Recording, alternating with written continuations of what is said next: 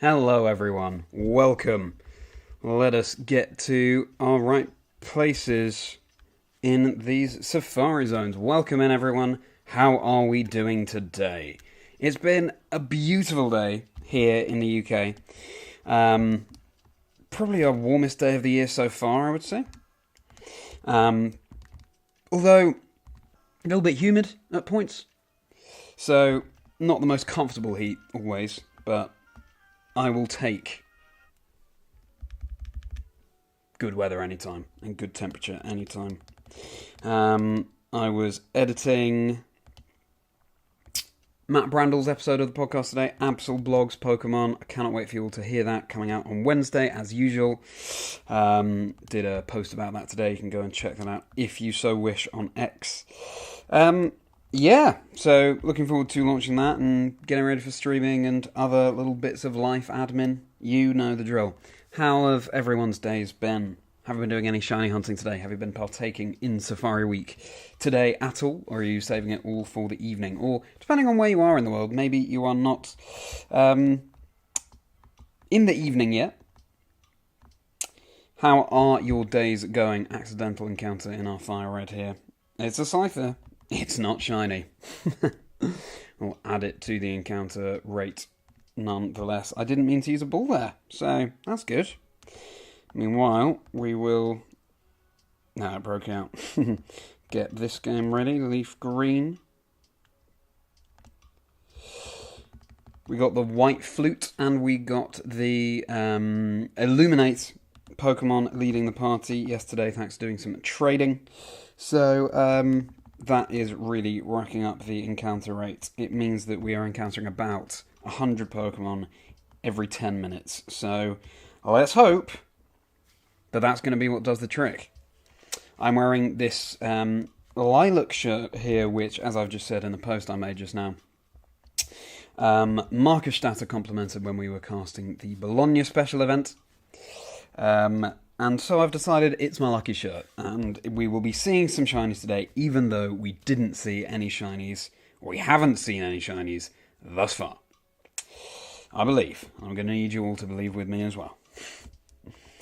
Now, we don't want Illuminate leading the party immediately here, because otherwise we'll get too many encounters before we reach the area we want to hunt in.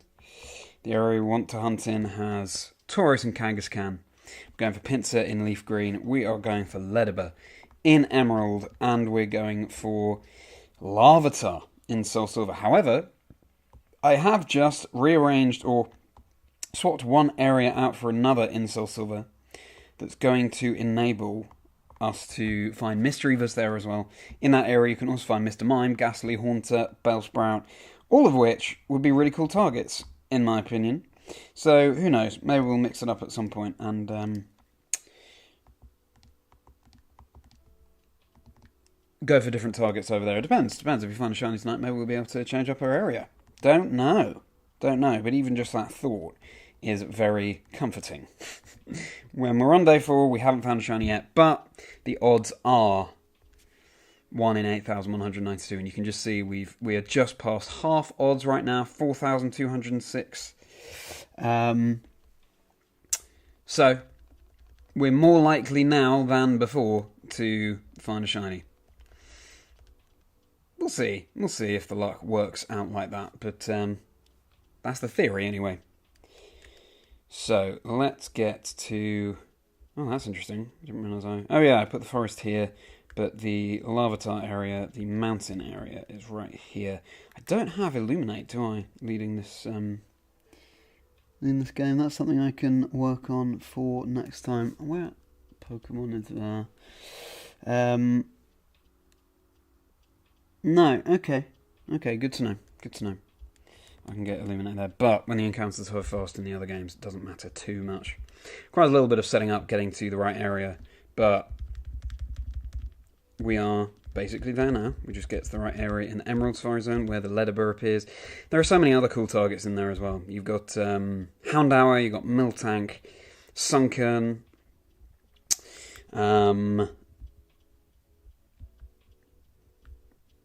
who Pineco, I would be thrilled with any of those, to be honest. I love the idea of Johto Pokemon in Generation 3, with Generation 2 being my favourite. This was an accidental encounter. It's a Spinarak. And it's not shiny. Also a big fan of Spinarak. I do like the bug types. We are wanting to get to here. This is the area. And now, Illuminate leading the party. Yes. Let's just play the white flute and then we are good to go. Excellent stuff. So, all 4 games are ready.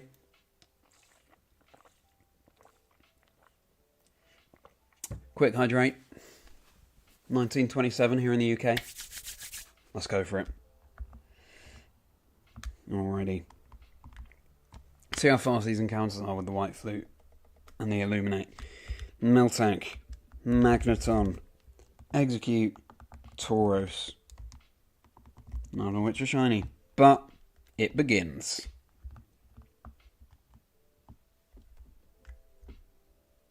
Let's get those shinies. That's Larvitar, that's our target, but it's not shiny.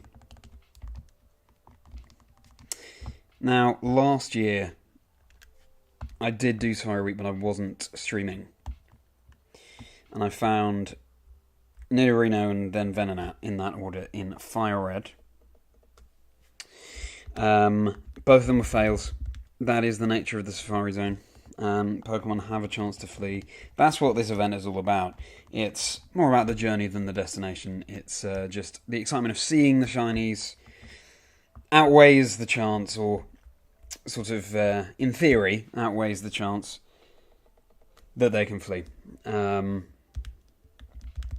have to lift up the screen a little bit just so I have more of a sense of the colour. Easy to miss some of these shinies.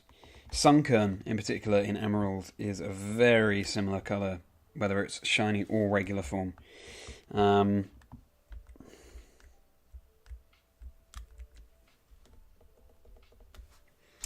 Nice. Apom, yeah, that's an encounter I didn't mention for this area, but that'd be so cool as well. Apom's quite a difficult capture though. So I don't know what I think probably what I'd like to start with is a Pokemon that's relatively easy to catch. Just to get one on the board, you know, just to get the catches, the shinies off to a strong start. Obviously, it would be amazing to find one of the very rares like Kangaskhan, Pinsir, Tauros there.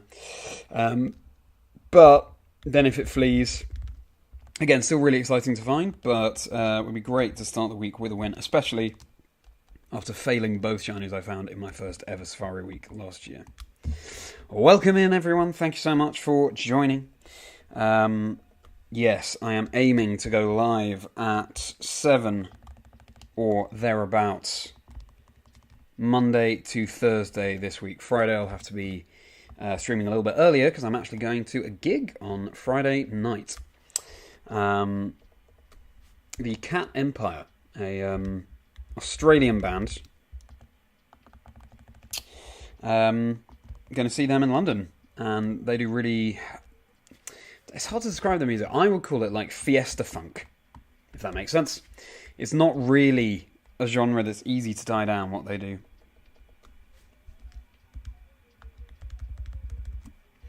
But if that gives you a sense of what they do, then great.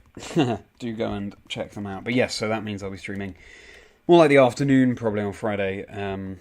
Definitely not the evening, which might not be so convenient for viewers outside of Europe.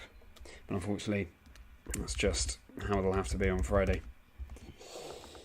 Couple of Nidoran female here. I would take a Nidoran. I'd take anything. I would take, Rattata up there as well, just to get the shinies kicked off here.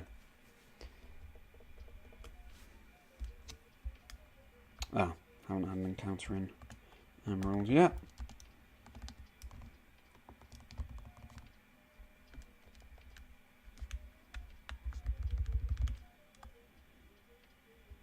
Sorry about the flickering light there. I think it's my camera trying to adjust as my hand keeps moving in front of it. It's trying to focus. Teddy Ursa, that's another encounter I didn't mention. That'd be really cool. Could even transfer that up to Scarlet Violet, or Legends Arceus first, to evolve it into Ursaluna, then over to Scarlet and Violet. Ursaluna is a beast of a Pokemon in the competitive scene, and I am a Pokemon video game competitive commentator and host, which I thoroughly enjoy doing. We have a bit of a break in competitive events now before the World Championships in August in Hawaii. And so what better time to do something a little bit less intense with Pokemon? Just going for those shinies in Safari Week. And you'll find Safari Week Shiny Hunters.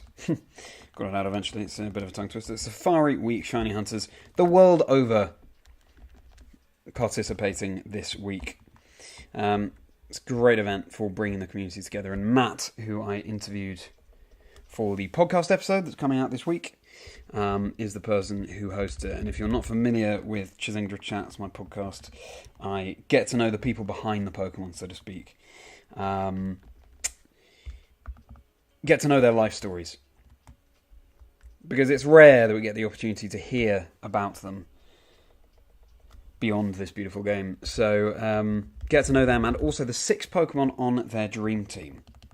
So as they talk about their life story, they talk about the Pokemon that have come in along the way that mean something to them, that are special to them in some way. Not the most competitively viable team, just the Pokemon that are special. Somehow. I had a few Tauros appear on the Fire Red. Hopefully that's a good sign of things to come. Look at this. Look at this. We started at 4,204 encounters today. We're already nearly at 4,304. It's not a shiny Larvitar, regrettably.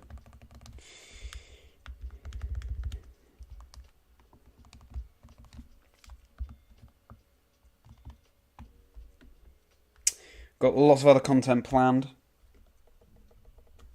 I have my vlog of the Bologna special event that I was making. That was a lot of fun. I really enjoy vlogging the events that I cast. Luke, hello there. Good to see you. Thanks so much for hopping into the chat. We go again, my friend.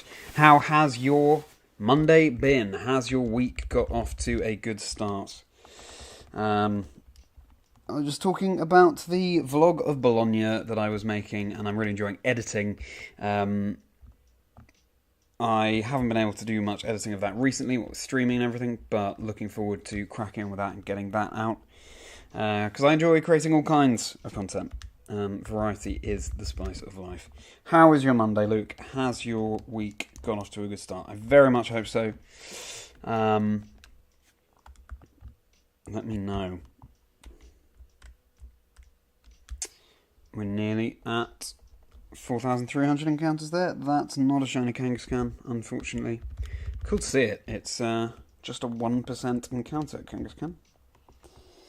No, I think I'd have been able to tell. I'm glad your day was alright, Luke. Yes, mine was good. I was just saying that I was editing my Chazingdra Chats episode with Matt Absol Blogs Pokemon, which is really fun to go back through. He's a really enthusiastic guy, and of course the host of Safari Week, so he had a lot to talk about. And the way he approached choosing the Pokemon for his dream team, no one's done it like that before. The way he's threaded them through, so interesting talking to him, because he's been making videos for 14 years now, uploading them to YouTube. So if you go back through his channel as I've done, you just watch Matt grow up. And that's kind of, as I say in the episode, kind of a meta video in a way, because there's the content of what he's actually putting out, but then there's the content of getting to know this guy over 14 years. So yeah, hope you all enjoy the episode when it comes out. But What have you been up to today, Luke? How has work been going, if that's what you've been doing? Have you been able to make any further progress with your gaming? Has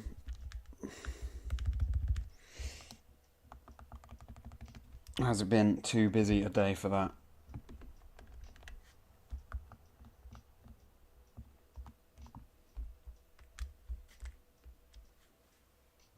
Another Tauros on Fire Red. Incredible.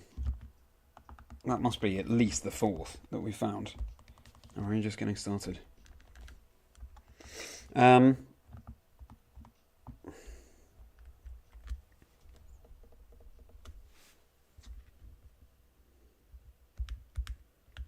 Teddy, Venonat, Nidoran, Lickitung. Work was okay. Haven't played any Pokemon yet, but you might join in with the Safari Zone festivities. I hope you do. I hope you do, Luke, so we can experience this together.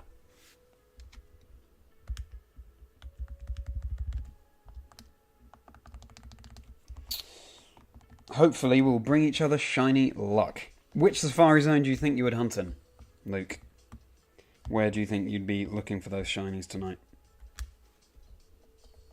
Would it be in any of these games, or would you go for the Great Marsh, maybe? Diamond Pearl, Brilliant Diamond, Shining Pearl. Or maybe the Safari Zone in Ruby or Sapphire. What would you go for? It's a Monday evening, so it's time to just unwind. Do something very, very chill. Hunting for these shinies. I really like Shiny Execute, actually. Really like it. What would you say, Luke, is your... Obviously, you've got the shinies like Scyther, Pinsir, Kangaskhan, etc. But of any shiny below the very rare tier, what would you say is your favourite one? What would you be most hyped to see? Would it be a Rhyhorn? Would it be an Execute? Parasect? What do you reckon? Ooh, Houndour. I'd love a shiny Houndour.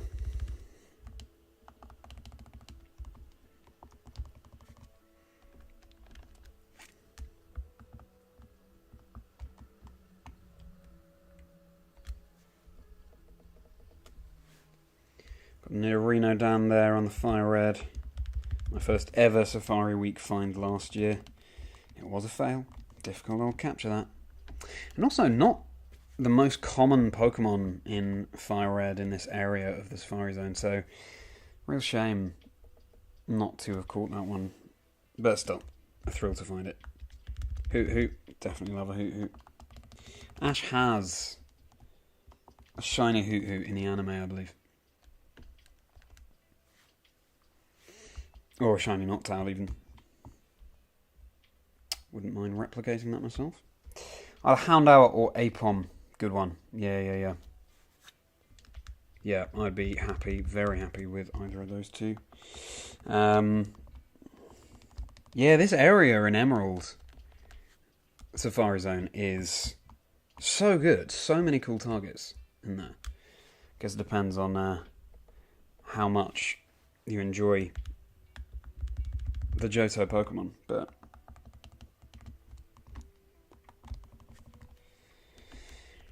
Alright. I was doing some, a little bit of hunting off stream this past weekend, but I think we're now at the point where if I found a shiny off stream, I'd just be so disappointed that it wasn't live to share with everyone that it's just not worth it, I don't think. So yeah, I'm limiting my hunting now to being on stream. We'll see how that goes for the rest of the week.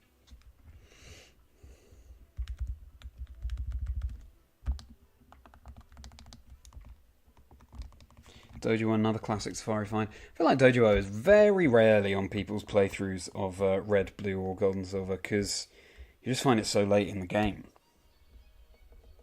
And it's a shame. There are so many Pokemon I'd like to play through the game with, but it's great that obviously that they stagger the encounters of the Pokemon that you can meet, because maybe I'll angle at some point to do a quest where I hunt the Pokemon later in the game and then trade them back to a new playthrough of a game, so I can have the experience of playing through the game with those Pokemon that you so rarely see the game played through with. Venomoth,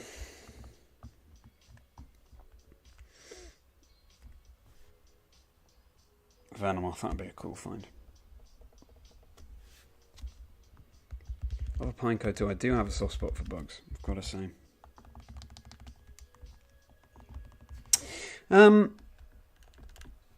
So then, Luke, what question can we ask? What discussion topic can we get going here? Why don't we talk about things not related to Pokemon? What are your favourite music artists, Luke?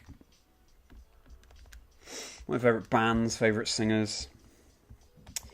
I really like 80s music. I'm a huge fan of Peter Gabriel, is his name. Phil Collins as well, who obviously did the music for the Disney Tarzan film. I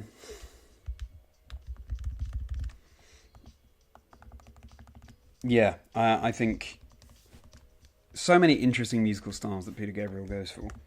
But yeah, very, very retro answer. I'm not really up with music so much that's current, not so much, although we had Taylor Swift in London this past weekend playing at Wembley Stadium, which is also where some soccer games are held. And the trains were absolutely rammed, as you can imagine. I only know fairly classic Taylor Swift. Oh, you know Peter Gabriel. That's great to know. Luke, I wasn't sure if you would, but I'm so pleased. Welcome in if you've just joined. Thank you so much for being here. We're going for it. And the encounters are really going by quickly now. We're talking about favourite music, favourite bands, favourite artists. Was not sure if Luke would know Peter Gabriel, but very happy that he does. Welcome, Damien. All Elite Wrestling will be at Wembley in August. My goodness, yeah. Wembley gets the pick of them, doesn't it? Gets the pick of all of the big events. I'm not such a wrestling fan myself. Damien, isn't that the game that you were playing this past weekend? I remember you saying AEW at least, so is that All Elite Wrestling? And we've broken 4,400 encounters, and that was actually less than 20 minutes to do 200 encounters there, so that's good. That's good. We're improving. We're picking up that pace. Thanks so much for hopping in the chat. And so it was All Elite Wrestling. Good to know. Your favourite band is Falling in Reverse. Not heard of them. I'll have to go and check them out. And Luke, you're a huge music fan. Jamiroquai and Khruangbin, if I'm pronouncing that right. I am not familiar with that second name. Jamiroquai, great. A little bit of funk.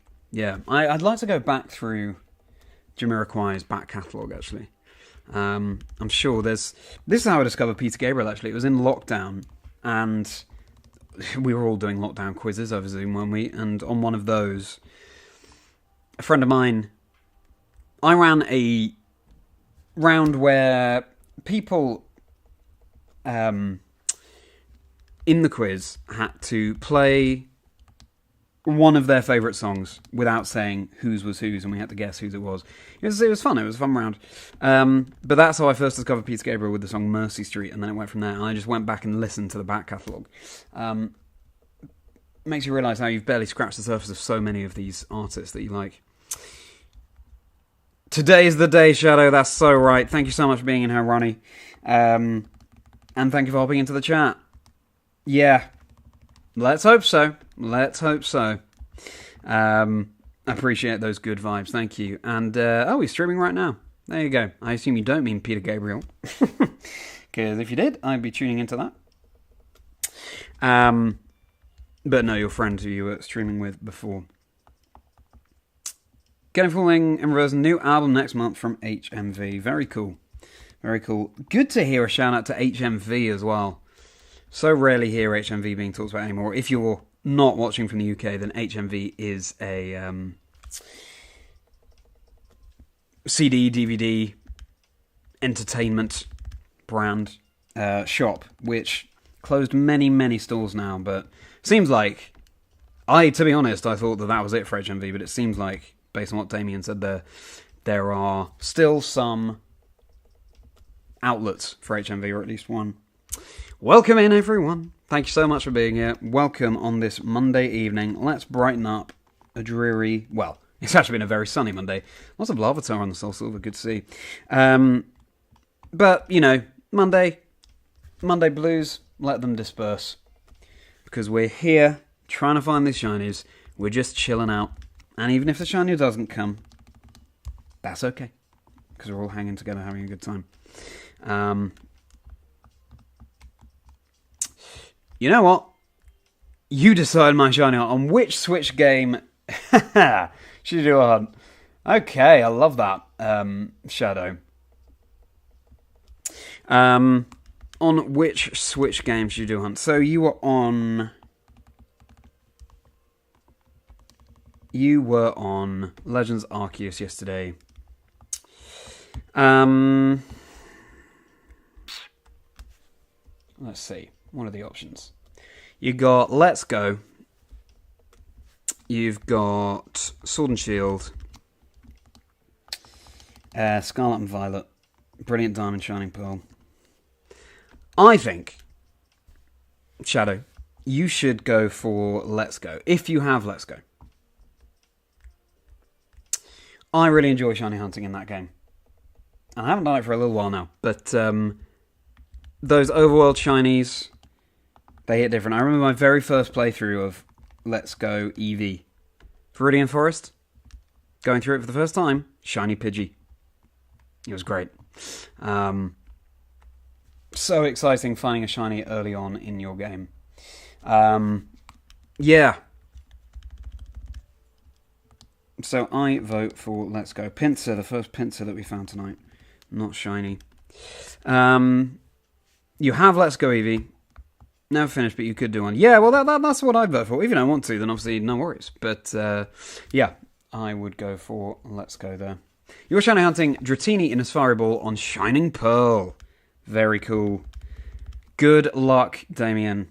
I might, at some point, depending on how the encounters go in Fire Red Leaf Green, try and fish for shiny Dratini in the Safari Zone. Oh, can you imagine? I would be beside myself. It's in my thumbnail as well for Chazingdra Streams Safari Week. All the best for that hunt, my friend. Sending you good vibes for your Dratini hunt. I also had Shining Pearl rather than Brilliant Diamond. I really enjoyed those games. I really enjoyed the nostalgia element. The light. The way they did the light, especially like in the evening in Eterna Forest. Oh my goodness. Beautiful. I could just get lost in that, doing some encounters. That'd be so good, actually, thinking about it. Maybe I'll start a new game on Shining Pearl, or get Brilliant Diamond. Because, of course, you meet that friend early on in Eterna Forest, so you get through twice the encounters. That'd be beautiful. Another Larvitar. Larvitars are really popping off. So, let's hope it's shiny. Just like the Tauros that we kept running into, although ever since I said that, we've been running into fewer.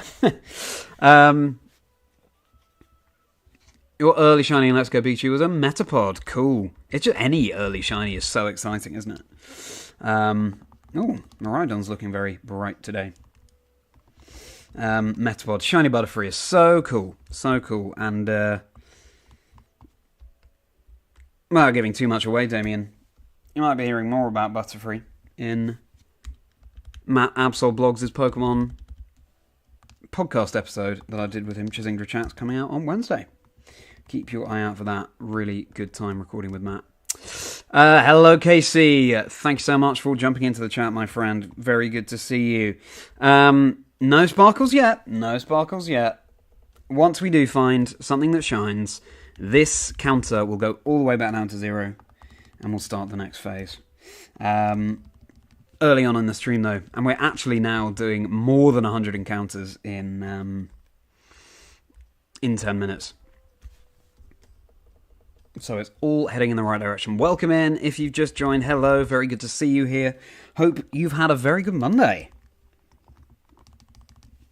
We are going for these shinies in the Safari Zone where they can run away. But that's okay, because we're hanging out, we're vibing. And it's just nice to play some retro Pokemon games, to be honest with you. Alright.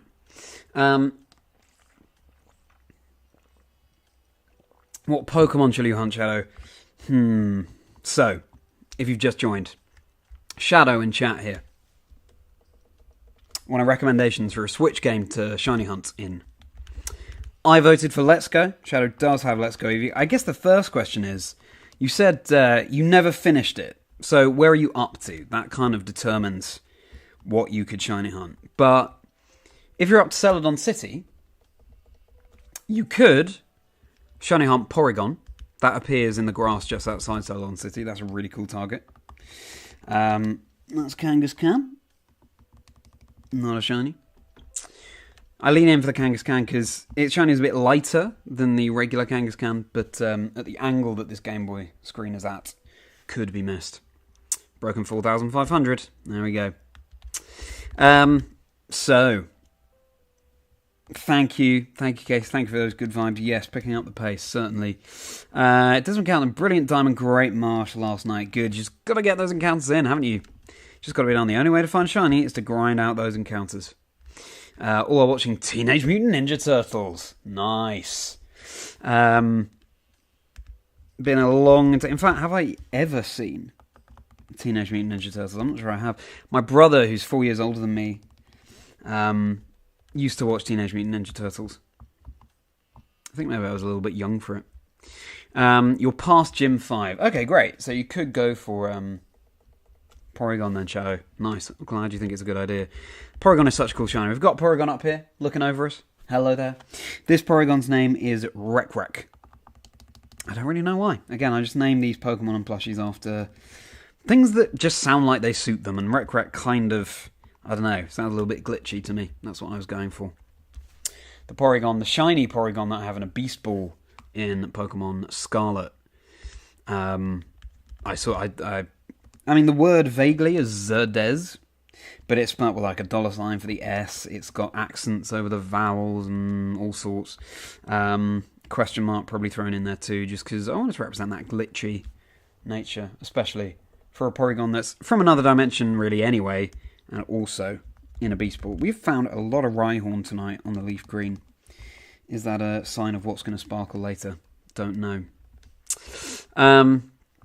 Never watched TMNT. No, me neither.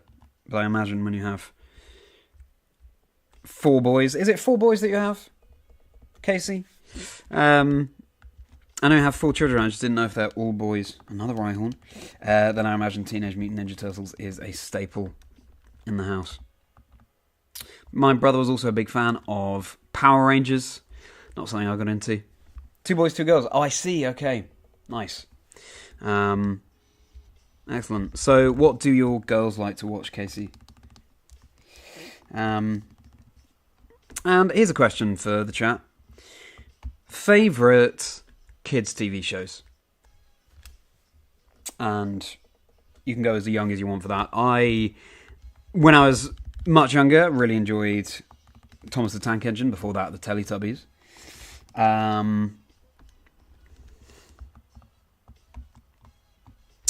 And we didn't have Cartoon Network, actually, while I was growing up, so I was limited on that front. But yeah, Thomas the Tank Engine, when I was much younger, was my go-to. A lot of SpongeBob. Cool. SpongeBob, I think, came around when I was just slightly too old for it, but what I have seen of it since. Funny show. Yeah, you are certainly a lucky guy. I'm not surprised. They enjoy some TMNT.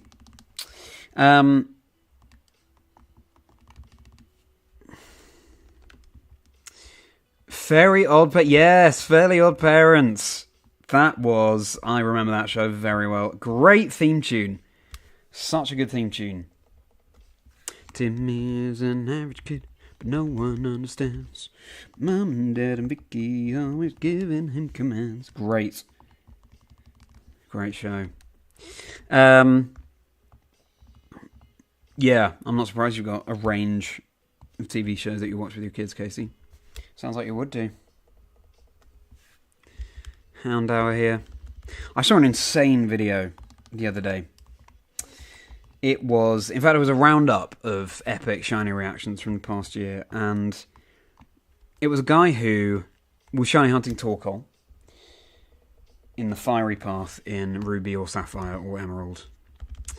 And he finds the Torkoal, captures it, is obviously incredibly excited about that, and then he says, okay, and now let's have the random encounter Numel, or Numel, for the showcase of the Torkoal. Random encounter shiny Numel for the showcase of the shiny Torkoal. And what appears? A random shiny Numel. Can you imagine? Absolutely insane. It's only the second time I've seen that. I saw last year a video where someone caught something in the Emerald Safari Zone. I reckon it was during Safari Week. And they run out just to do the encounter to show off the shiny in battle. And the encounter that they get is shiny Shuppet. Incredible. The odds of that, just astronomically low. Those are the moments that really do make it all worthwhile. Hello and welcome, everyone. Thank you so much for being here tonight on this fine Monday evening, this sunny Monday evening.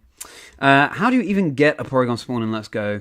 It's a special spawn. Right. I'm not sure, to be honest. I just know that Porygon appears in that area. Shadow, you might have to do a little bit of research, because I thought that special spawn just meant that it's rare, but maybe I'm wrong. Maybe I'm wrong about that. In which case, I apologise if you can't, but I think you should be able to shiny hunt it. Should be able to appear in that area in Celadon City.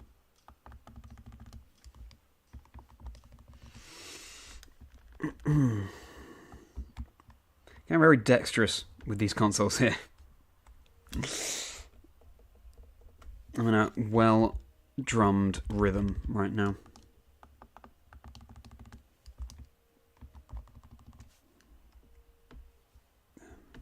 There we go. Having said that, I just lost my rhythm. A little bit. Chain another Pokemon to get Porygon to appear. That's a very good point. Perhaps. Look at this. Double controlling on the Game Boy Advance SPs.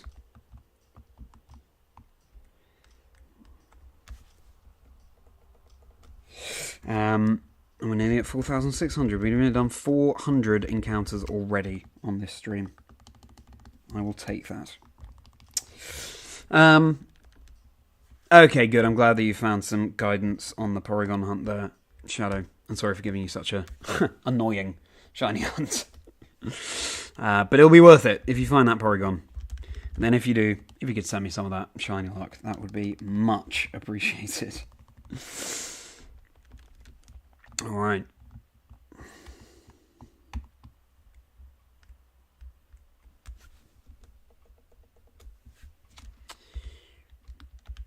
Apom, difficult capture, but would be incredibly cool to find. It's amazing with shiny hunting because all of the tiny optimizations really do go such a long way. If you're saving yourself a second per encounter, then by the end of the stream or the hunt, just think of how much time you'll have saved yourself.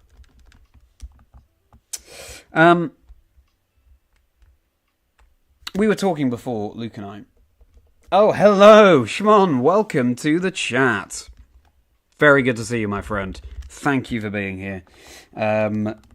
If you're unfamiliar with Shmon, Shmon organises tournaments in Belgium where Shimon is from. Competes for the video game mainly, although has championship points in the trading card game and Go as well. Just broken 4,600 in just about half an hour. 400 encounters in half an hour. We'll take that. A real figurehead of the community. So much community engagement happens because of Simon. And just the loveliest guy. So, pleasure to have you here, Shimon. And you can go and check out the tournament that Ben Kiriakou and I casted for Shimon in Lanaken, in Belgium. The video commentating Pokemon in Belgium on my YouTube channel. Do go and check that out. You're very welcome, my friend. Yeah, everyone, welcome Shimon into the chat. Thank you for doing that, Luke. How has your Monday been, Shimon? Have you been having a good day? Hope it's been sunny over in Belgium. It's been very sunny here in the UK. It's been boiling, actually. I'm wearing my lucky shirt that Marcus complimented in Bologna. So I've decided that it's going to bring me all the luck today. Sometimes you just need to manifest stuff. We were talking, Luke and I, about music, favourite bands, favourite artists, and my friend, of course, you get a shout out. Such a figurehead in the community. I'm glad it's been sunny. And yes, Simon is your actual name. Great to have Luke and Shimon in the chat together right now. And we were talking, Luke and I, Shimon, just beforehand, about favourite bands, favourite artists. Who are your favourite bands and artists, Shimon? Welcome in. Hello. Welcome to the stream. Still don't have a shiny, but we've just done 400 encounters in half an hour. So, at that rate, we'll nearly be up to odds tonight. I should hope. We're just a little way off, at least. Yeah, if you've just joined the chat, chuck in your favourite bands and artists in chat, because I would love to get some recommendations. I was just saying before, I love Peter Gabriel, who's an old school 80s artist. Oh, didn't mean to creep closer to the ape on there. Was in Genesis. Love Phil Collins as well, who did the music for Tarzan. How about you guys? Favorite artist is Stromae. Yeah, I know that name, but I'm not entirely familiar with Stromae. Definitely will have to go and check out Stromae. Because, yeah, I've heard quite a bit about them. What sort of music do they do, Shimon? You don't have a favourite, Shadow. Well, that's understandable. There are so many to choose from. And, you know, favourites can change. Definitely, I hadn't even heard of Peter Gabriel before lockdown. And then just went through the entire back catalogue, and going through the back catalogue is something I highly recommend people do of any artist that they like, because who knows what hidden gems there will be and things that you're entirely unaware of that could be your new obsession. We've had so many Venonats tonight. Makes sense. They can appear in both of these areas in Fire Red and Leaf Green. Maybe that's going to shine. Statistically, it's likely to. But, you know, all bets are off, really. It could be anything. Could be 1%. Phil Collins, yes. Glad you're a fan, Shimon. Yeah, such good music. Got really into him over lockdown as well. 4646 encounters. Papotai is his most known. I probably pronounce that horribly. A bit like I pronounce some of the Belgian words and place names in the vlog, Shimon. But there you go. Okay, I'll bear that in mind. Urban poetry. It's funky. That sounds great. Sounds great. Yeah, I've definitely seen the name around. You been doing any streams lately, Shimon? I know you do a little bit of streaming. How is it in this break between now and Worlds? Because everyone's got the lid on. They're just cooking away. The metagame is changing so much, and we're not necessarily aware of how. How are you finding it?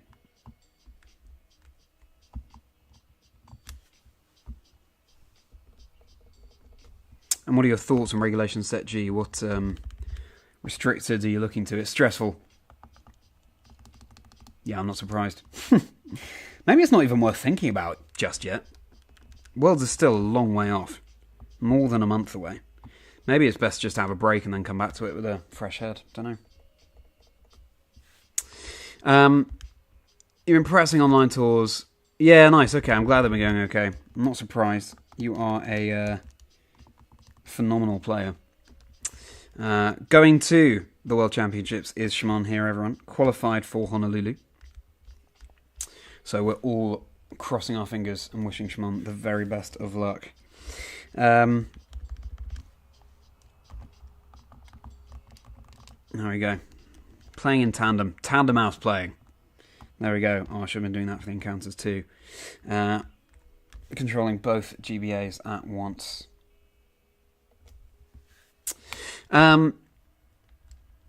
Sure. There's some more experimentation to do in Regulation Set G. And we'll see. We'll see where things are come August. Anyone else? What are you enjoying in Pokemon at the moment? You're doing some shiny hunting. Shadow, how's the Porygon hunt going?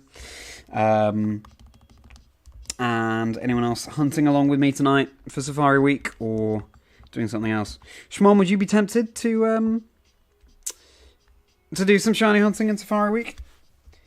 Does my hand cramp from this? Actually, no. My hand is not cramping. I'm using both. I guess that helps. I need a better back support, really, on this chair. That's for sure. Or this sofa, actually. But no, my hand's okay. My hand's okay. I'm sort of in a groove with it now. Doing these encounters. Yeah. Porygon. I'm sorry that it's a pain, Shadow. Sorry that sorry this is the Pokemon I gave you. Feel free to switch up the target, but who knows? Maybe you'll be able to find it relatively easily. Yeah, gotta be tough to prep for Raid G as a competitor. Rock, paper, scissors, yeah, there is that. It's not all about the restricteds, though. The supports play a crucial role, too. Okay, look at this. Controlling 3 games at once, like a pro gamer. There we go. That's how we're going to make these encounters go by even faster. Currently playing Scarlet Violet on 8 switches. To make sure they all have Terra option. You've organised a tournament on where trading card game players can play. That's so cool. Can play VG and vice versa. That is... Well, good luck getting to the point where people can terrestrialise. And this is exactly the kind of thing Shimon does. Shimon organises so many great events for the community to enjoy.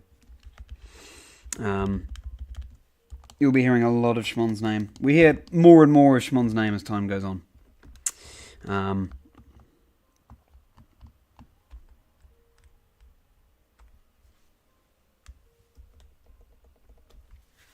So, nearly at 4,700 encounters here. In terms of restricted, I'd love to see Kyogre do well. I'd also... Just because it's fallen off a little bit in Regulation Set G. It's difficult. It's difficult to make Kyogre work at the moment, but people have been doing it. I'm a fan of Eternatus. I think it offers some things that people aren't exploring entirely yet. You can either go very offensive or you can go bulkier, make it harder to remove. Koga is a beast, yeah. The Xiliang Tang team, yeah, exactly. So good. There's the Overquill team as well, of course. Can't forget that from NAIC. I've no doubt that the event that you're organising this weekend will be a success, Shimon.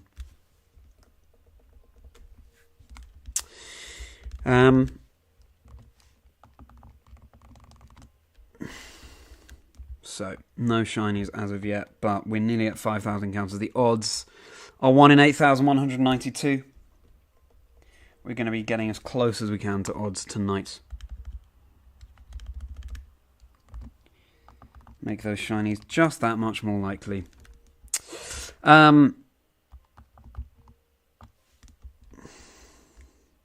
Shiny Hearts in Scarlet and Violet and Legends, but all the other shinies that you got were random encounters or trying to hatch. Yeah, fair enough.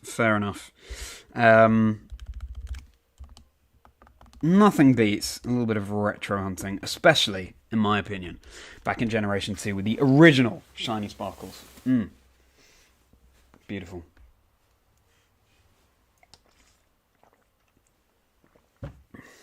Want to hydrate. And back to it.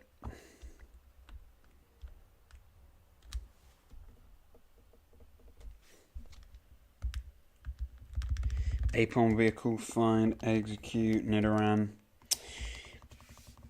Yeah, the shiny sparkles in Gen 2 in particular are so good. Yeah, and exactly, Casey. I think this is one of the most exciting things about VG. There are just so many Pokemon that an entire format can rotate away, and there's a chance that we still haven't found the best possible archetype in a certain regulation set. Even though you've got so many people experimenting, there's just so much room for creativity. Houndour. How's it going, Shadow? How is the... Oh, didn't mean to bait you then, Nidoran. How is the Porygon hunt going? Sending you all the shiny luck that we can. If you guys were all hunting in the Safari Zone, in any of the games, what would be the target you would most want to find? It's a really tough question. I'm really enjoying this area of the Emerald Safari Zone. I think all the targets are so cool. I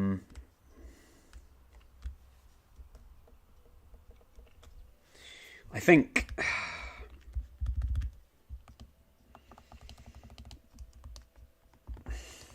It's tricky. I think for me, nothing serves the Safari Zone like the big bugs from Generation 1, Pinsir and Scyther. So... And I prefer Pinsir to Scyther personally because I played Regulation... I played Pokemon Blue, not Regulation, rather than Red when I was younger. So Pinsir has that special place for me. So I think for me it would probably be Pinsir. Kind of shiny Wooper.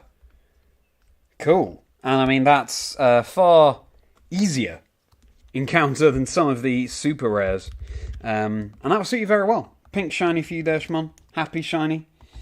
Yeah, I like that answer.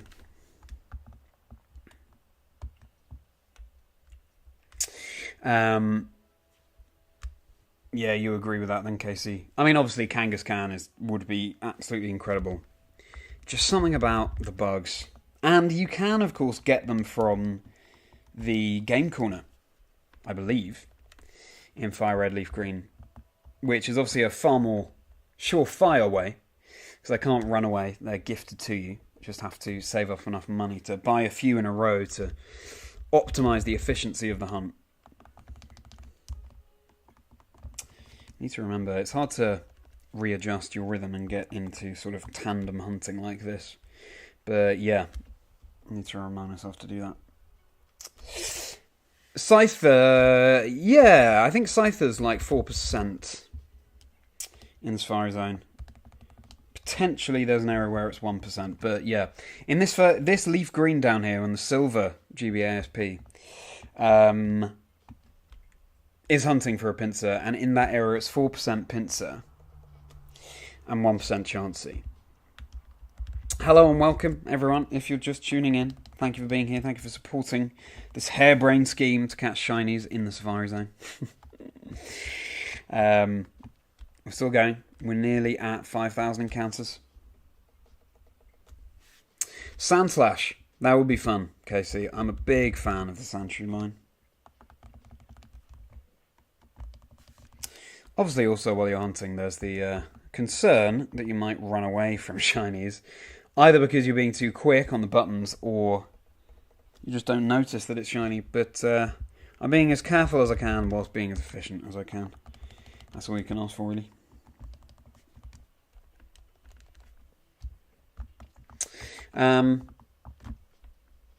Game Corner would be a surefire way, but it wouldn't have the Safari Zone tag for the location. No, it certainly wouldn't. And I like the way you think there, Casey. That's right. The Met location is such a cool feature. Something that really can determine a shiny hunt. Like, meeting a Dratini in the Dragon's Den. I mean, come on. Shiny Dratini in the Dragon's Den. Incredible. Incredible. Though I remember as well, if you head south from Blackthorn City in Gold, Silver, Heart Gold, Soul Silver, there is that little lake that you come across where Dratini can also appear. I remember, like, my very first playthrough probably of Pokemon Silver, finding that lake before I'd taken on Claire, the Dragon Gym Leader, I think, and fished up a Dratini. Not shiny, but fished up a Dratini, and I was just so excited as it was. To be honest, at that age, you encounter the Red Gyarados, but that was that, as far as I was concerned. I wasn't sure if you could find other shinies other than the Red Gyarados. So yeah, just finding a Dratini in that lake was so exciting. What do you guys think? What would be your optimal met location for a certain Pokemon? I think Dragon's Den Dratini. Safari Zone for most things, obviously, because of the chance for fleeing.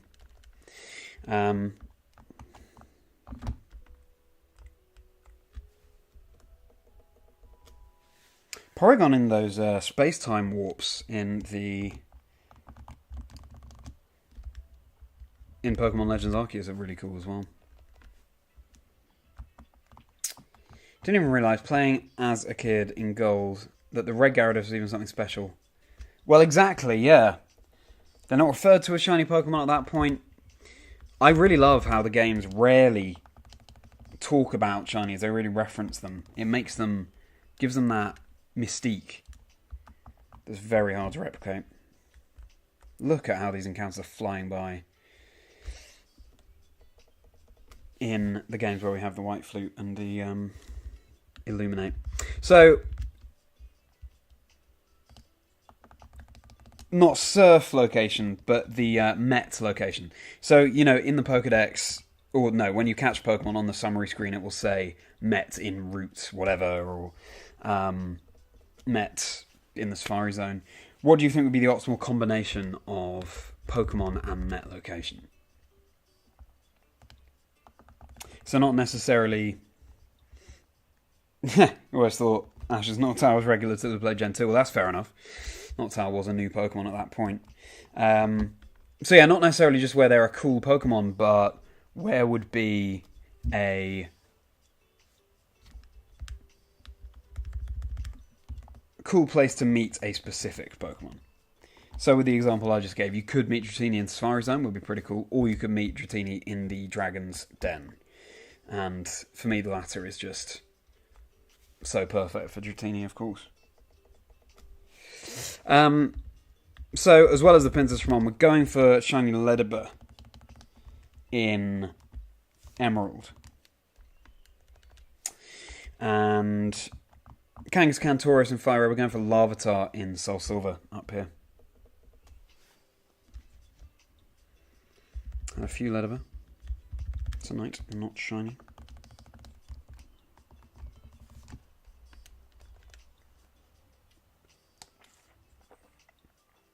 That's a really good question, actually, Casey. Is there anything in the anime that makes reference of Ash's Noctowl being different from the others?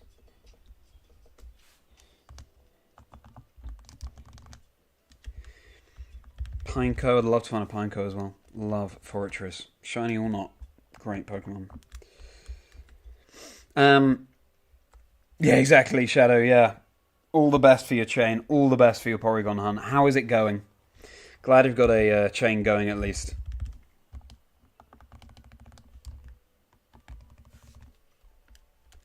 I'm a big fan of Porygon. I think it's a cool idea for a Pokemon. A virtual Pokemon. Oh wow, Pinsir and Tauros in Fire Red, Leaf Green. Not shiny though.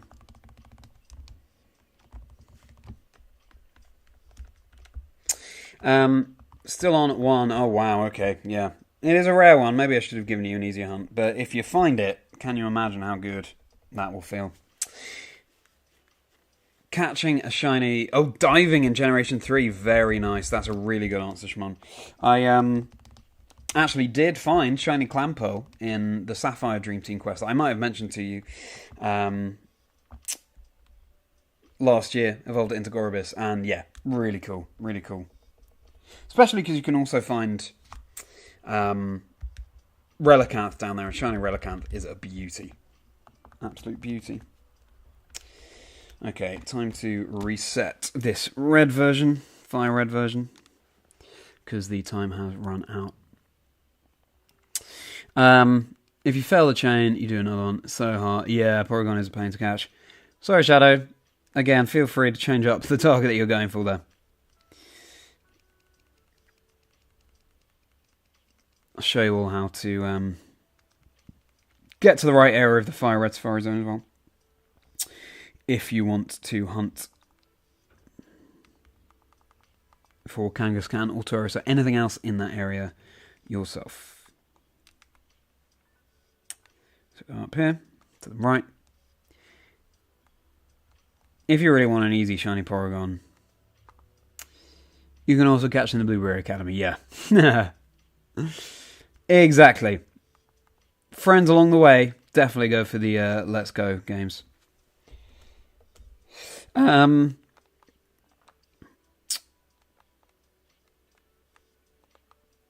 Also, I think it's just so exciting to hunt for a Pokemon in its native generation. And I know that Let's Go Eevee and Pikachu is generation 8, or no, 7. But still, fun in Kanto. You're dedicated to get one. Good, Shadow. That's what we like to hear. That is the shiny hunter mentality.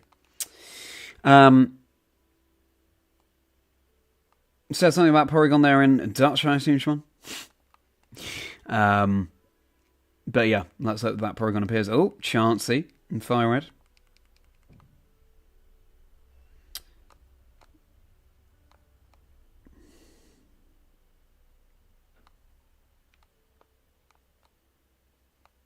And there we go. So, get the Volbeat out again. Illuminate, boosting the encounter rate. Play on the white flute, boost the encounter rate even further.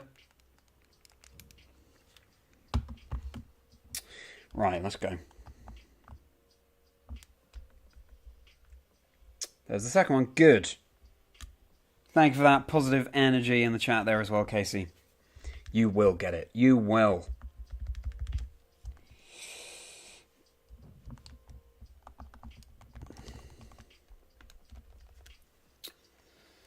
Run before it flees. Oh, yeah, of course. Of course, that's how that works, yeah.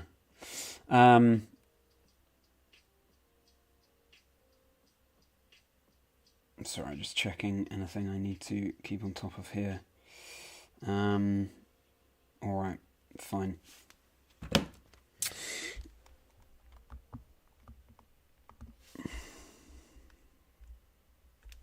Yeah, I forgot that you'd have to run away yourself before the Porygon flees in order for the chain not to break.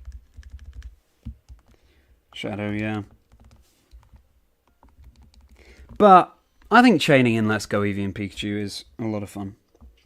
A lot of fun. So, Shimon, you're playing through those 8 switches right now. Try and get the terrestrialization active in those games. If so, very best of luck to you. You need to get it before 10:30 GMT. Okay, okay. Well, the race is on. The race is on. Kind of exciting.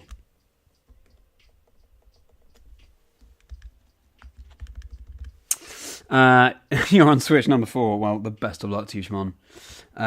Yes, no, I got you. I got you in British time there, yeah. Because... Shadow, you'd be an hour ahead? Is that right?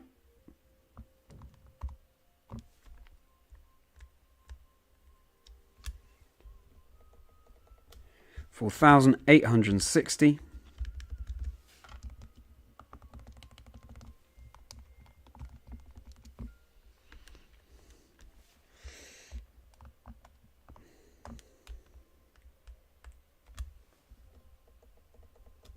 You're an hour ahead, yeah. Thought so. Fair enough.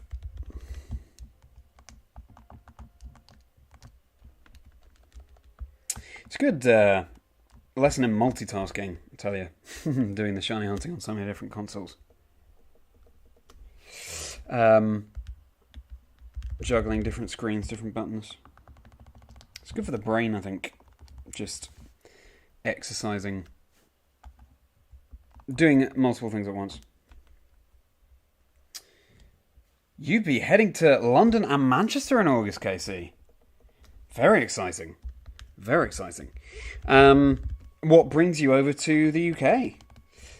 What would I recommend for Yank in England to explore? Will this be your first time in England, Casey? And yeah, so Manchester, I don't know at all. London, let me see. Definitely go for fish and chips. And you should be able to find good fish and chips in, well, Manchester and London. And in terms of things to see in London, it depends what kind of person you are. Do you enjoy a museum? Do you enjoy a walk? I mean, British Museum is a must if you're a museum fan.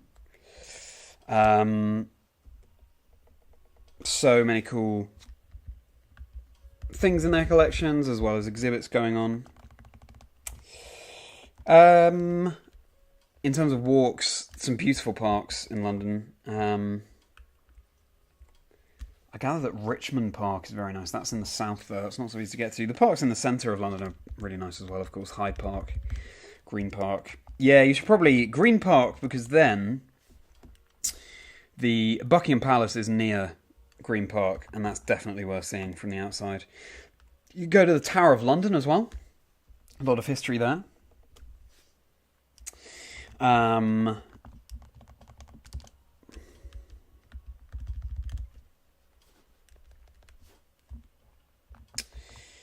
Where else?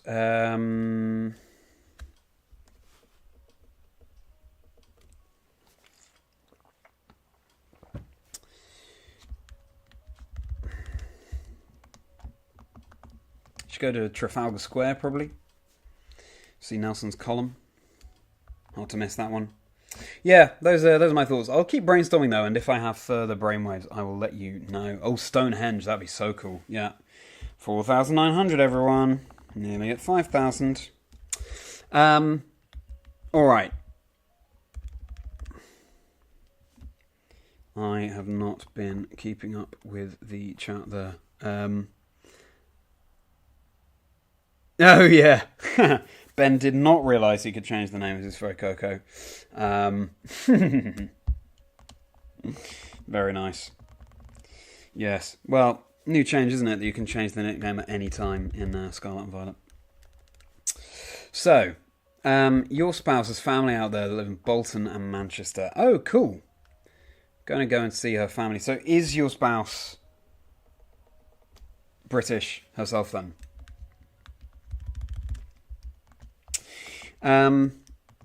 Oh, I'm glad that she's got some exploring lined up for you as well. That's fantastic.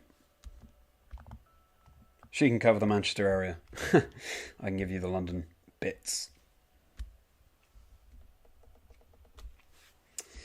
So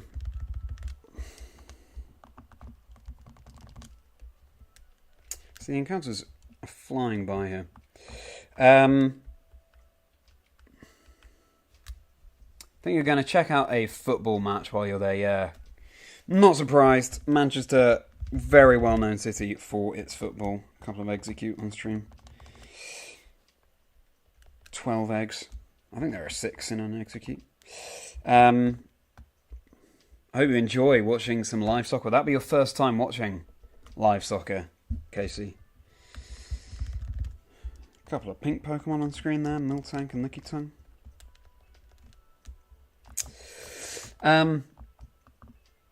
So, Shadow, hunt in another game every stream if you can make it. Well, that's very sweet of you. Please do.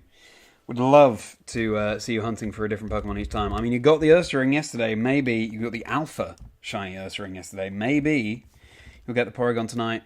Go for a different one. I really appreciate your consistent support of the streams. And if you guys want, I was thinking about this earlier. I have set up a Discord community, Chazingdra's Chocolate Factory, where feel free to join that, and then we can, share things, share finds that we make, and anything competitive as well in the Discord when I'm not streaming. So the link for that should be in the description of the YouTube video. Let me know if it's not, but would be very grateful to see you in my Discord community there as well. But either way, I just really appreciate all of you guys supporting the stream.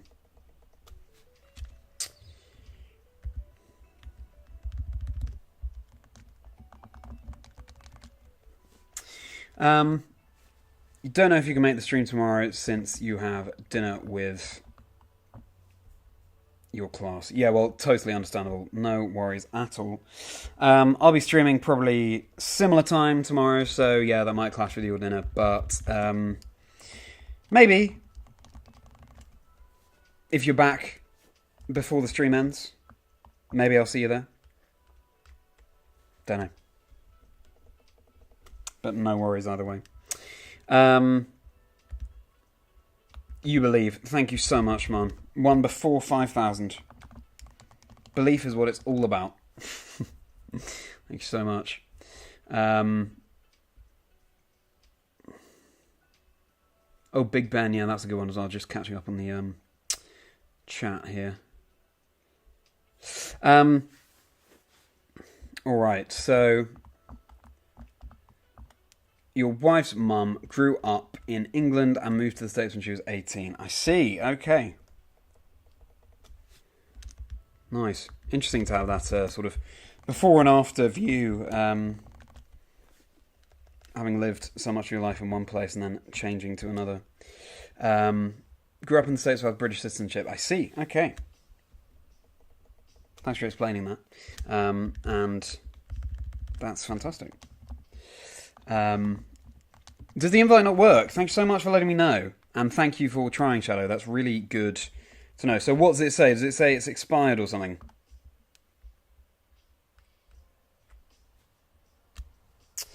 I probably didn't make sure to generate one that doesn't expire. I'm glad that we are realising this together now. I will put that on my to-do list. I didn't realise that you could generate Discord invite links that expire. That's a good system, actually, isn't it? That's a far more secure way of doing it.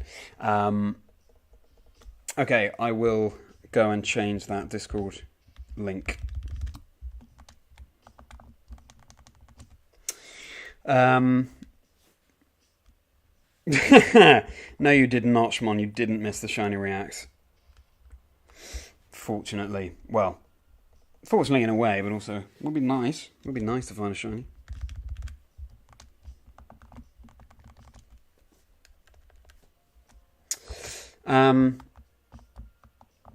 I see, invalid. Right. Thank you for letting me know, guys. That's really helpful. Glad I can. I'm glad I could clarify that with you all. Well, when that link is up and running, which I will do as soon as I can, certainly for tomorrow, then do feel free to jump into my Discord community. So many things to keep on top of as a creator that I am brand new to. So thank you for your help there. Just get it now. Oh, thanks, Shimon. Thanks. Yeah. Shame that didn't work. Can you imagine if that had worked? Can you imagine if the shiny had appeared then?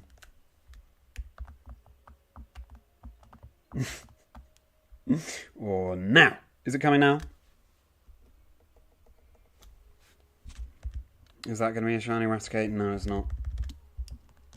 Alas. Listen, if all the shinies this week are under odds, then I'll take that.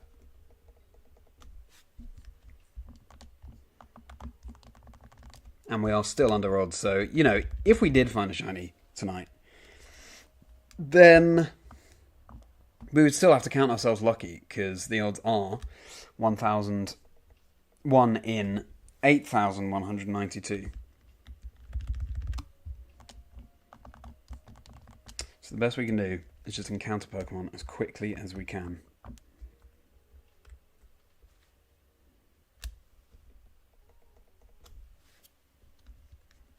It would have been great if you called it Shmona. Definitely would have been. The hype would have been real.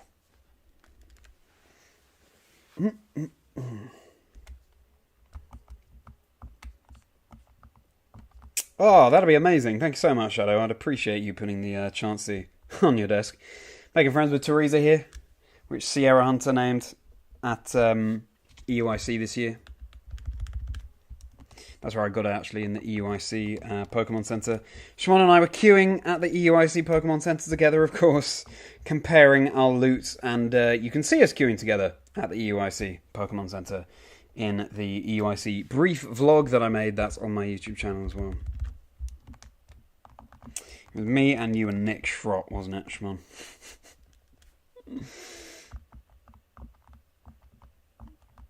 Oh, will it? Will that increase the odds in game, Casey, if I cross my fingers while pressing buttons? Reach 5,000, we're going to get a shiny. No, we're not. But is it coming before 5,100? Let's find out. Thank you, Shadow, for getting that Chansey out. Let's hope it brings that luck. It's been scientifically proven too, I see. I'd love to see the research paper where this was proven, Casey, if you can if you can find it. Like now. Still didn't work, Shmon, I'm afraid. But I appreciate you trying. Really appreciate you trying.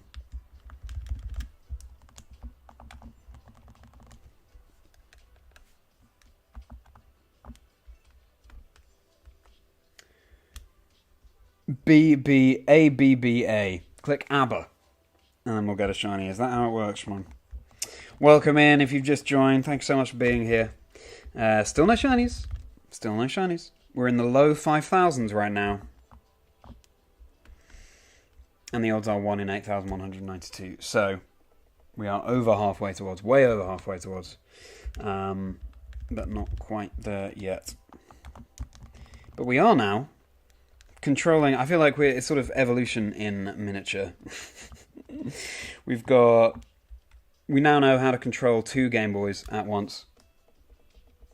We've got the White Flute, we've got Illuminate, so the encounters are as fast really as they possibly can be right now. Sorry that the Discord invite link isn't working, but glad that we know that sooner rather than later. So thank you again for your advice on that front, guys. Thank you for checking for me. Yeah, so I need to set up a link that doesn't expire. Noted.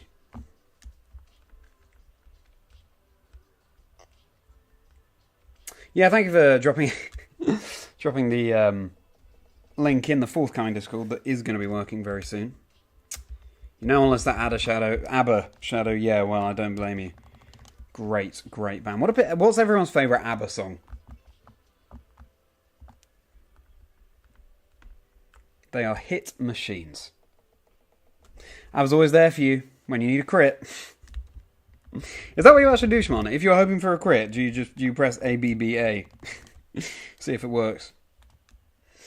Oh, nice. Okay, that's a good sequence of buttons there. Good sequence of buttons. I'm going to try the ABBA trick. Dancing Queen and Mamma Mia. Yeah, classics. Absolutely classics. Shadow. I think mine might be Voulez-Vous. I really like Knowing Me, Knowing You as well. Gimme, Gimme, Gimme. Great one. But yeah. I'm going to say Voulez-Vous for my favourite one. Right. Let's do this. A-A-B-B-A. Oh, wait. A-B-B-A. There we go. A-B-B-A. A-B-B-A. Are we getting a shiny? Or have you just lied to me, Shmon? I think you just lied to me.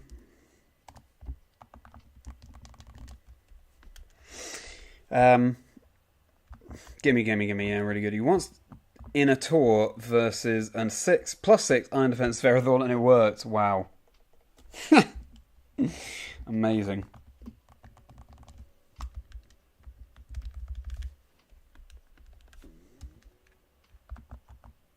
Oh, leaf green's expired there as well.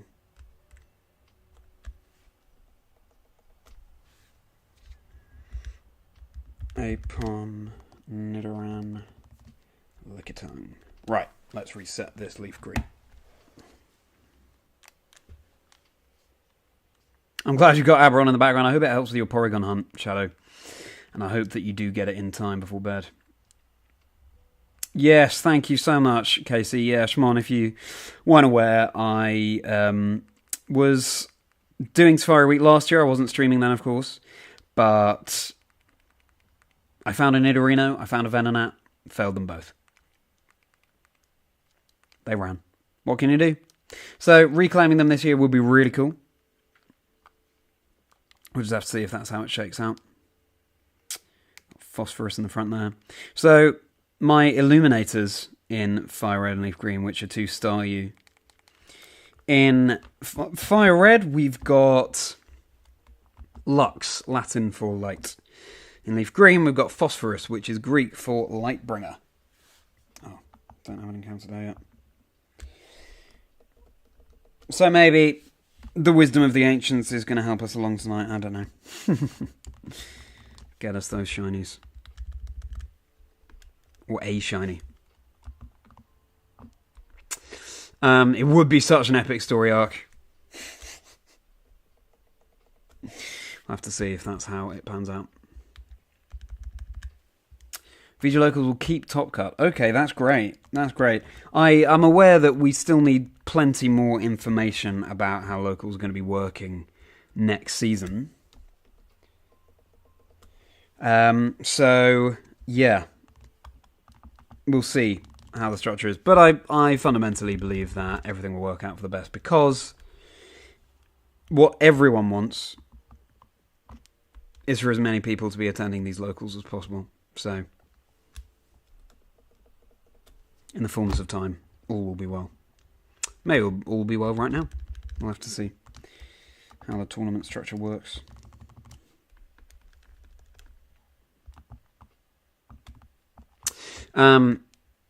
Cross your fingers, press ABBA, and pray to the shiny gods for forgiveness. Forgiveness? I haven't done anything wrong, as far as I'm aware, but, you know, maybe that's the issue. Would never pray forgiveness if I wasn't aware that I'd done anything wrong, so you just gotta go for it and hope.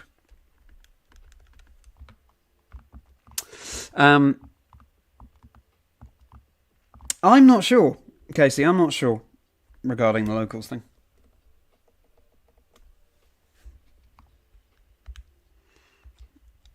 Master Balling a Pidgey. I was saying before, I don't know if you were in the chat at this point or not, Shmon, but I did find Shiny Pidgey, very first playthrough of Let's Go, in Viridian Forest, so early on in the game. That wasn't a fail, so that is on my Let's Go EV team. It wasn't a Master Ball, though, because I didn't even have the Master Ball at that point.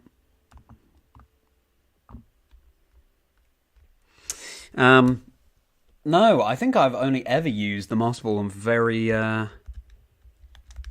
worthy targets. Welcome in if you've just joined. That's a Tauros that's just joined. It's not shiny, though. Appreciate being here for day 4 of Safari Week and my 4th ever stream. Oh, I'm not on the bike in Leaf Green. Need to rectify that as soon as I can. I had the Pokemon Master Guide when I was younger for Generation 1. And that advised, you know, save your Master Ball for, well, Mewtwo, is what that Master Guide said.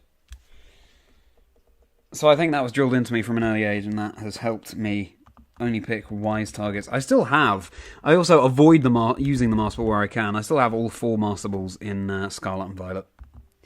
Haven't needed to use them once, very fortunately. So they're there for whatever absolutely insane shiny needs to be caught.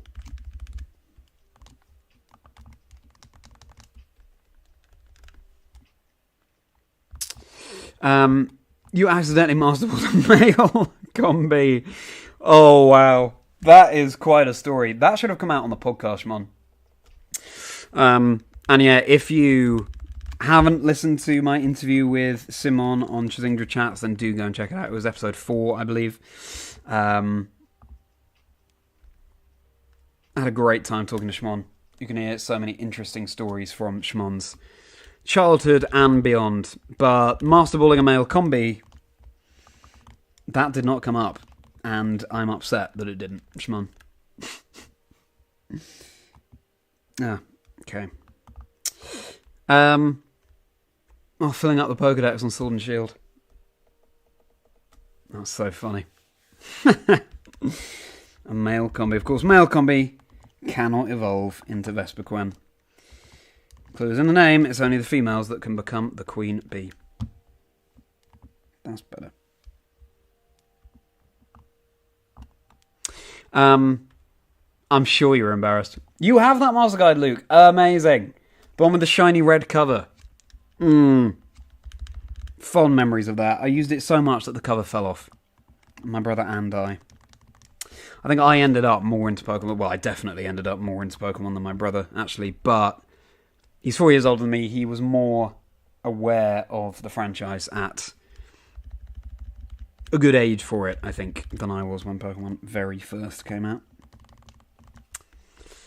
Ooh, I'd love to find a Larvitar. So Silver, just had that thought. I mean, it goes without saying, but it would just be so cool.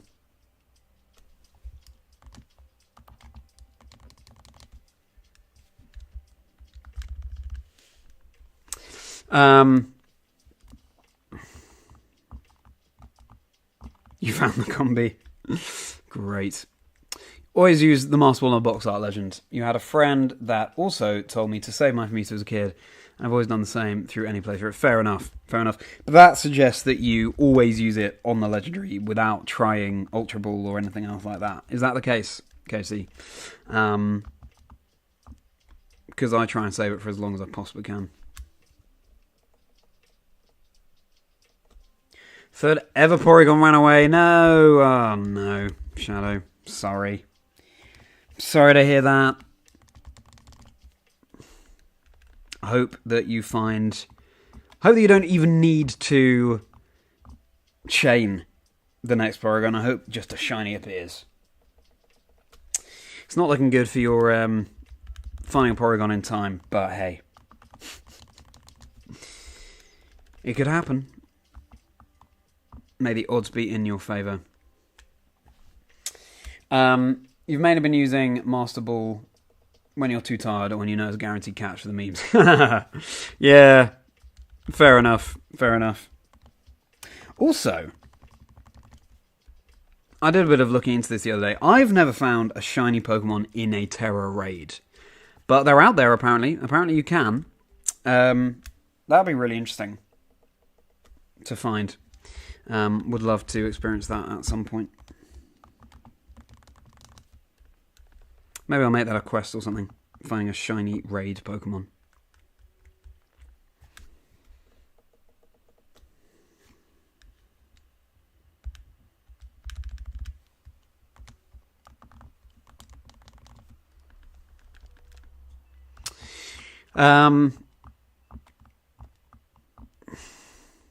Did I keep all my old game copies I grew up, or did I have to repurchase?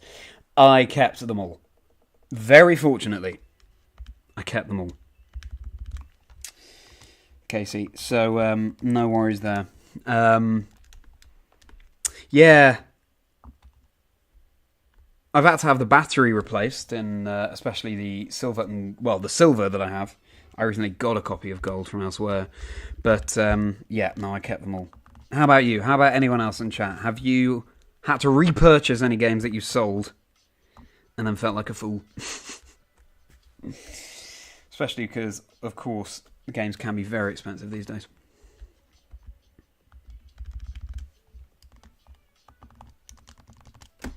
Oops. What was that? Just full health road legendary. Fair enough, Casey. Understand. Attempt hunt something else. You found a Poison Terror Shiny Gliscor. That's very cool. Very cool, Shadow. I see. You failed a shiny Breloom Terror Raid because of the NPCs. Hello, Rachel, by the way. Thank you so much for joining again. How has your Monday been? I hope you've had a very good day. And do I remember seeing, Rachel, that you are a children's book editor? That is so cool. Sounds like such a great job. I hope you're having a great time doing that. It sounds like a really interesting job.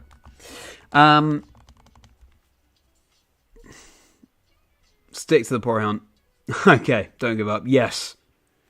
I totally agree with that advice there, Casey. 100%. Shiny Luck to Shadow, please. Going for Shiny Porygon in Let's Go Eevee. And if you have any Shiny Luck left, then I would appreciate that myself. We are flying through the encounters. Nearly at 5,200. The odds are 8,192.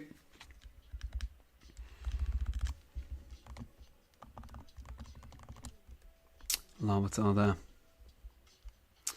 A lot of your DS games you had to repurchase. Oh, that's a real shame. Your brother broke your DS. Oh no. How did that happen? That sucks. Yes, I'm sure you were sharing that, but that's so frustrating. So sorry to hear that, Shadow. You repurchased a few that you lost and then later found, but you've always had your original Emerald. That's great, because Emerald nowadays will cost a pretty penny. Good thing that you get that Emerald. And games that you lost. Yeah, fair enough. I can see how that would happen. They're very small cartridges, aren't they? If you're moving or anything like that. You're the biggest fool. Oh no. That's all I've seen so far of your comment there, Casey, and I'm worried.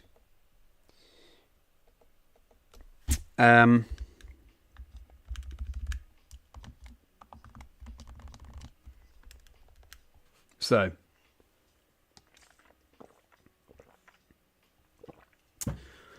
You remember purchasing original games while you're in college during the black and white days. Only to now have to repurchase them again as a full-grown adult. Yeah, well, I think that's the tale of quite a few people, actually, Casey. Because they didn't know how incredible their time would be playing Pokemon when they were older. It's entirely understandable. Hey, at least you've got them back now. That's the important thing. Hello and welcome, everyone. Thank you so much for being here if you've just joined. No shinies as of yet.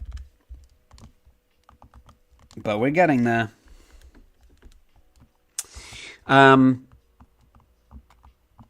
You are an editor for kids' non-fiction books, currently working late with a stream on your second monitor. Well, I really appreciate that dedication, Rachel. Hope that you don't accidentally put in sentences to kids' books about hunting shiny Pokemon.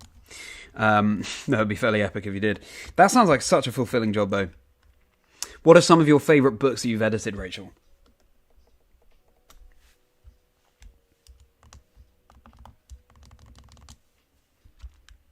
And are you enjoying what you're doing? Is it something you've always wanted to do? I'm just just fascinated by what you do. Some liquid spilled on it and it broke the DS. Nah, that's such a shame. Nothing you can do about that, really, isn't there? Is there? Those liquids inside. It's amazing. Something so small and simple. It can have such a massive impact.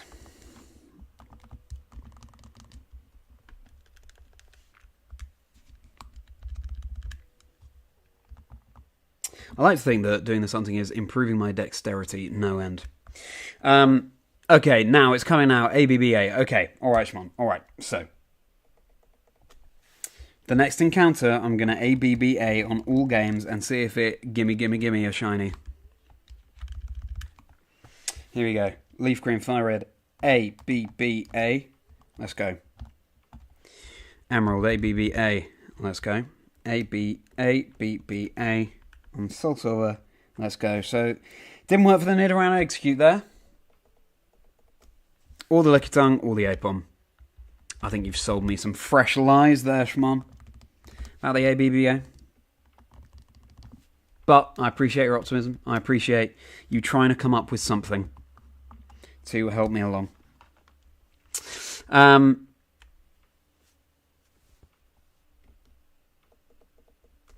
You had to step away for a moment, so you didn't quite hear what you said about it. You have Fire Red. No worries, please don't apologise. Fire Red, Leaf Green, Sapphire, Omega Ruby, Ultra Sun, Ultra Moon. Good collection there. Good collection. Came up with a concept for a book called Ultimate Gamer Career Mode. I love that. That's so funny. That's a great title. Ultimate Gamer Career Mode. If you've listened to my Chazingdra Chats episode with Kyle, Quick Panic, you'll have heard that his grandmother was a gamer. They had, I think at that point it was a Super NES or something like that, Super NES. So it was actually his grandma that introduced him to games, rather than the other way around. And we were joking about a kid's book called Gamer Grandmother. So yeah, comes full circle right now. All about jobs and games, kind of bridge the gap between kids' ambitions and parents' lack of knowledge. Yeah, that's a really good idea. That's a really fantastic initiative there, Rachel. But you said you had the idea, but what? So it didn't actually happen? You didn't get round to doing that? Because I hope you do at some point. Although that'd be different, wouldn't it? Because you're an editor, not a children's book writer. Or would you be able to get it written as well? Oops.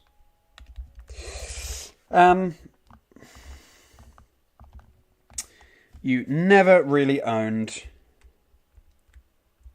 the Gen 5 games or original Gen 4 games because you didn't play during the DS era. That's fair enough.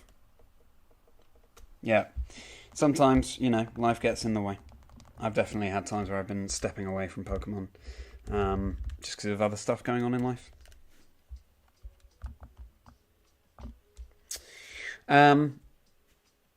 You'd love to be the person who makes the Pokemon baby books. Oh, yeah. Very good point. I'm sure you could, Rachel. I'm sure you've got enough experience now that you could make the right approaches and work on those books, should you so want. How much of the book editing world is, because obviously I come from an acting, writing background, how much of the book editing world is about who you know, like the acting world that I'm more familiar with?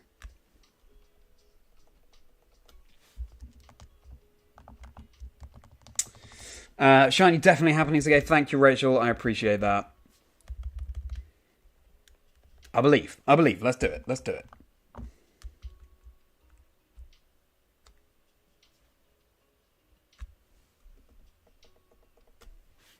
Larvitar, not shiny. That's a shame. You're trying to manifest it, Shimon. Thank you so much. You have been doing an admirable job of trying to make the shiny appear, and I really, really appreciate it.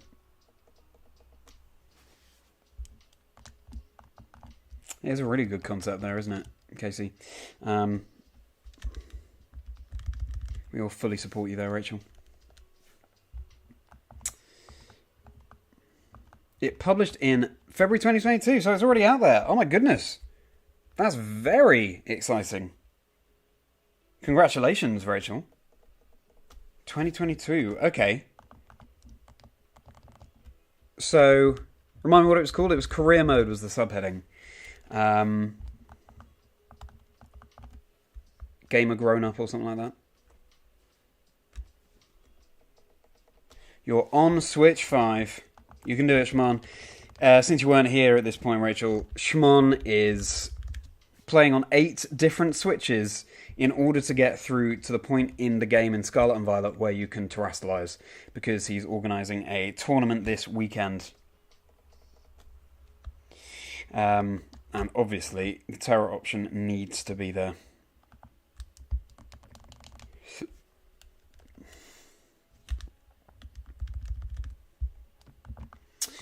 All for Coco as a starter, as it should be. Well, there you go. I chose for Coco in my playthrough. What were the first partners of everyone in chat in Scarlet and Violet? My girlfriend was a huge fan of Sprigatito. She loves cats. My second favourite might be Quaxley, though, actually. I think Quaxley's shiny is beautiful. That sort of mint kind of colour. That mint green that it's got in its hair, I really like. I was shiny hunting for a Quaxley at one point, actually. In Regulation Set C, what with all the Treasure of Ruin being Dark type, I actually had some decent success with Quaquaval. I think I gave mine a choice band for the lols. Yeah, what are people... If you've just joined, welcome. Thank you for being here. We're talking about people's starter picks from Scarlet and Violet. Mine was Fuecoco. I think second choice would be Quaxley and then Sprigatito. I love them all, but you know. Welcome, Ashcarp. Welcome to the chat. Thank you so much for being here. I hope you brought your shiny luck with you, because the encounters are going quickly. We still don't have a shiny, though. Ultimate Gamer Career Mode. Thank you for the reminder there.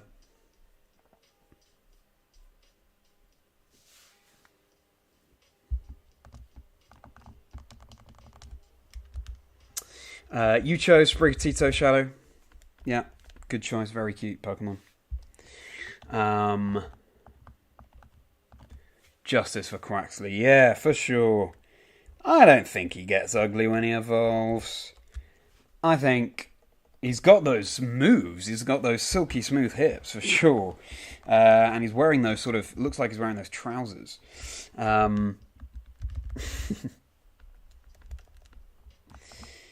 It's interesting that Quaxley's feet go from blue to the sort of orange of Quaquaval.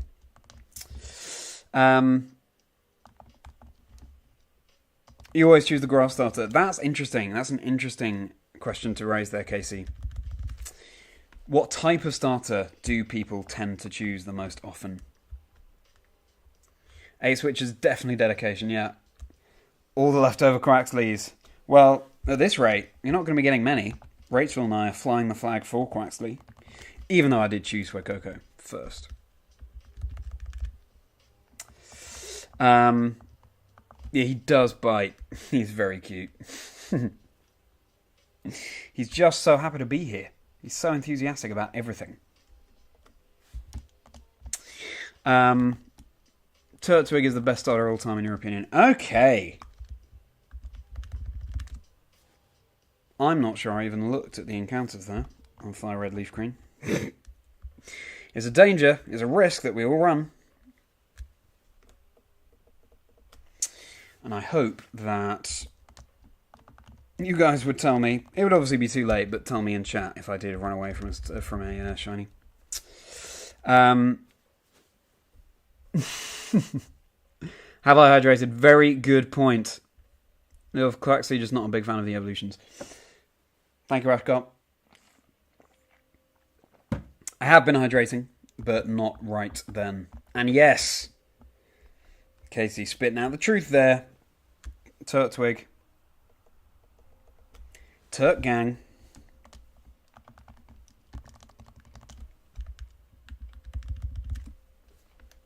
I wouldn't say that Turtwig is my favourite, but it's a really good one, for sure.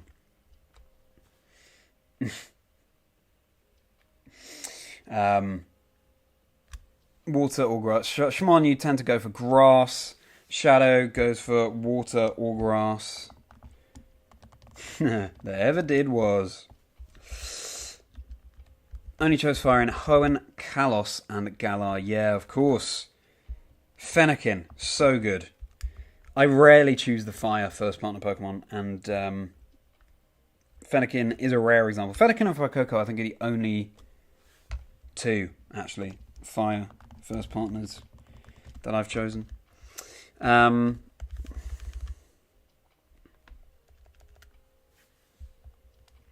Grass myself and for you, Rachel, but you'll always pick Torchic. Your first favourite. So your first favourite Pokemon, or your first favourite first starter? water myself. And for you, Luke, that's not surprising, given your love of Blastoise. And I'm on that team, Luke. Squirtle is my favourite first partner Pokemon.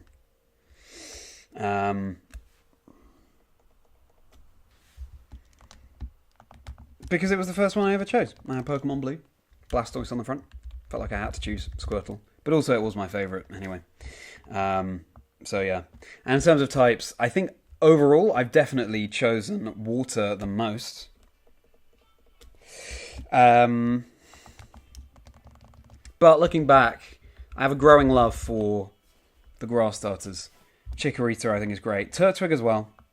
And also fire. Well, more specifically, Cyndaquil. Got a newfound appreciation for, I find. It's so cute. The way it curls up, little face, eyes that just look so happy all the time.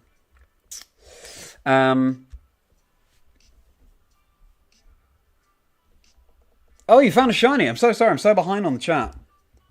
What did you find, Shadow?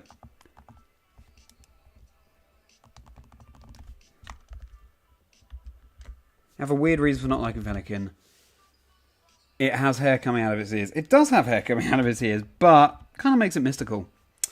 Gen 9 was the first time you really couldn't choose. Oh, wow, okay. You can run with all three starters. That's the ideal. That takes me right back to the classic days of playing Pokemon Gen 1. Ashcarp. Yeah, setting out together. Interesting that you really couldn't choose, so you just love them all. Nice. Chain to get a Porygon. Oh my goodness, you found it on chain 11. You got the shiny Porygon, Shadow. That's incredible. Congratulations. And they said it couldn't be done. We were doubtful, but you got it. You got it. And way before you need to go to bed, we've got to get you another shiny target, haven't we? Squirtle's your very first 2, Ashcarp. Yeah, good to hear. At UIC, when I asked the trainers, Bulbasaur, Charmander or Squirtle, Squirtle was chosen very, very rarely. Oh, Pidgeotto. Sorry, I misread. Getting lost in all the messages here. But it's great to see that the chat is... everyone's getting on so well in the chat. Yeah. Charmander was very popular. Bulbasaur was slightly less popular, but still very popular. But Squirtle got far fewer votes than I thought it would. Recently found out your mum bought blue for me because she liked the colour. Pick Squirtle because you know it evolved as Blastoise on the box. Well, that's as good a reason as any. Luke.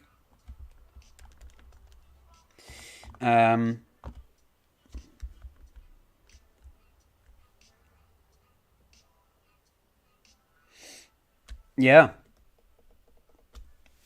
And your mum set you on a path to greatness with that Blastoise.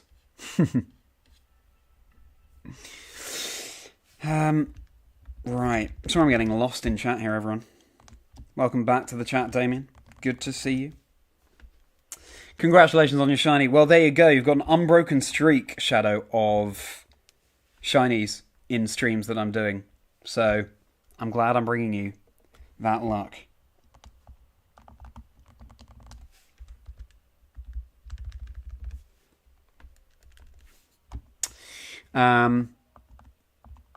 Yeah, I clearly bring that shiny luck to all the viewers. Would love, as I said in that comment on X earlier, Casey, would love to have some of that for myself as well, but I'm thrilled that everyone's finding their shinies. Shmom will probably find a shiny now. Playing through Scarlet and Violet. Oh, you're in the audience at UIC, Ashcarp. Really cool. Hope you enjoyed watching the show live. Yeah, I was very shocked and very disappointed. Squirtle Gang would be disappointed. They certainly were. The Squirtle Squad not having a good day that day.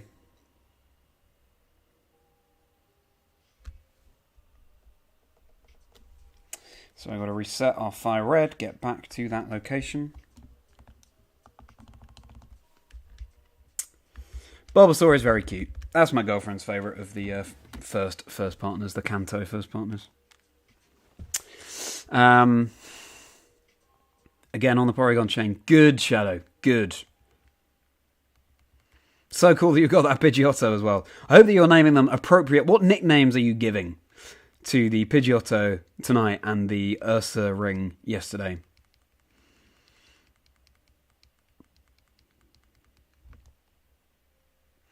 I hope that the chat is inspiring you with nicknames.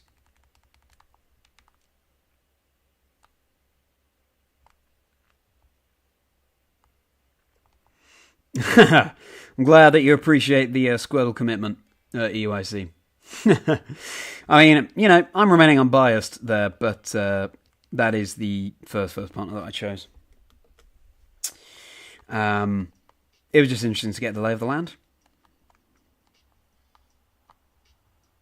Not surprising to see Charmander get so much love after Charizard is just such a popular Pokemon, and with good reason. Wednesday, a new game to hunt on. That's right. We'll give you one, Shadow. We'll give you one. Do you want to hunt on games that aren't the Switch as well? Or just the Switch? Your first encounter when you played on release day of Scarlet and Violet, I assume, Shimon, was a shiny. But which shiny was it? Because if you didn't know what the shinies looked like, then did you know it was a shiny? Alright, there's the white flute. There's Illuminate leading with our Volbeat here. Oh, that's right, it's Volbeat and Staryu. So Volbeat in Fire Red, Staryu in Leaf Green and Emerald. Right, let's get back to it. Don't really have a nickname for the Pidgeline. It is quite humid, isn't it, Damien? Here in the UK. You always call your Pidgeys bacon because the Pidgeot's so streaky hair. Yeah. It does look like bacon. I've never thought of it like that. That's a really good point, Rachel. It's like Evil Tao being Bacon Bird. Which I've never really seen, to be honest.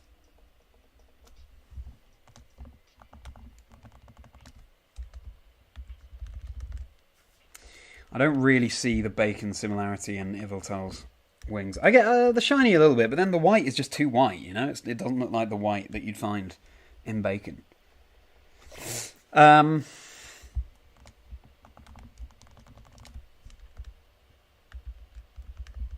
Rhubarb and custard, yeah, fair enough. Fair enough. I feel like you're revealing your age a little bit there as well, Damien. But I'm fully with you. The rhubarb and custard sweets are so delicious. Actually, I had some just last year in the autumn.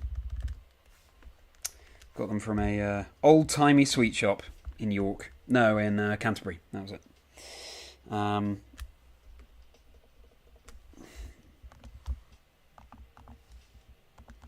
You only do Switch games, Shadow. Fair enough. I see. You've transferred all your Pokemon up. Good for you. It's so cool that Pokemon gives us that capability, isn't it? We can transfer them up. I don't know how I feel about transferring up Pokemon. Or certain Pokemon. Sometimes it's nice to keep them in their original generation, I think.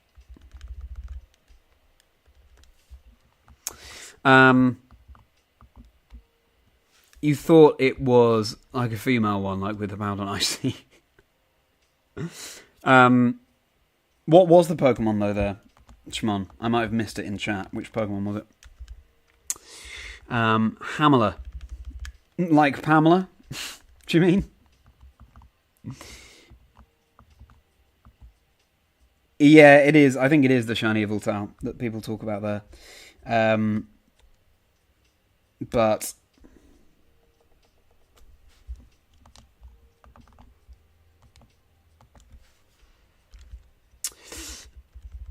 never renewed your home subscription. Oh, I see. Fair enough. Well, I'm sure you'll get them back at some point. Lechonk. Ah, cool. Right, that makes sense. That makes sense. 5,400, everyone. 5.4k. Is the shiny coming soon? You found another shiny Shadow. Oh my goodness. Congratulations. I'm so so glad the luck is coming out. Of course, the shinies are slightly easier to find on the Switch game, so I'm not surprised that you are finding these shinies faster than I'm finding them in the Generation 3 and 4 games, but that is huge. I'm so glad that all the luck is coming out for you. Vulpix. Oh, such a good shiny as well. I love Vulpix. We've got my Vulpix looking over us up here. Salar. That's the name of that Vulpix there. Just again, because it sounded right for that Pokemon. I definitely want to... Vulpix Ninetales, by far my favourite fire types in Generation 1. Possibly ever, actually. Quite possibly ever.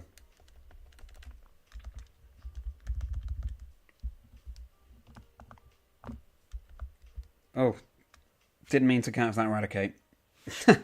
And it broke out.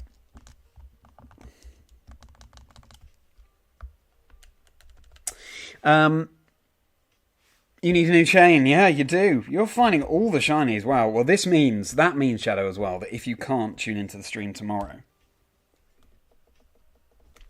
you made up for it because you found another shiny. You found tomorrow's shiny today. All of the shiny luck going on with Shadow here. Thanks so much, guys, for hanging out with me tonight. No shinies as of yet. These Pokemon can flee in the Safari Zone. Oh, didn't mean to go close to that Apom. Oh.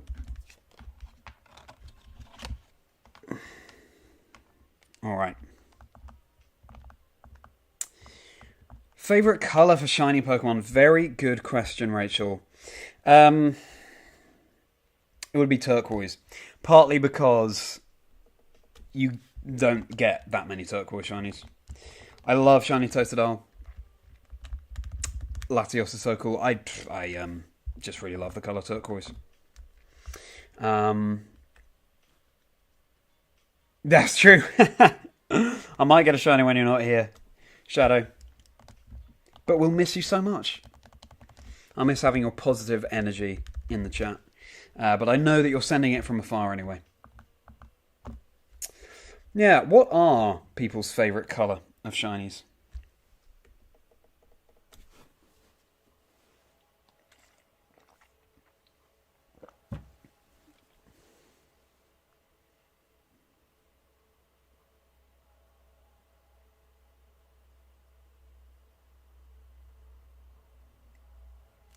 Checking up on anything I need to be aware of. Alright.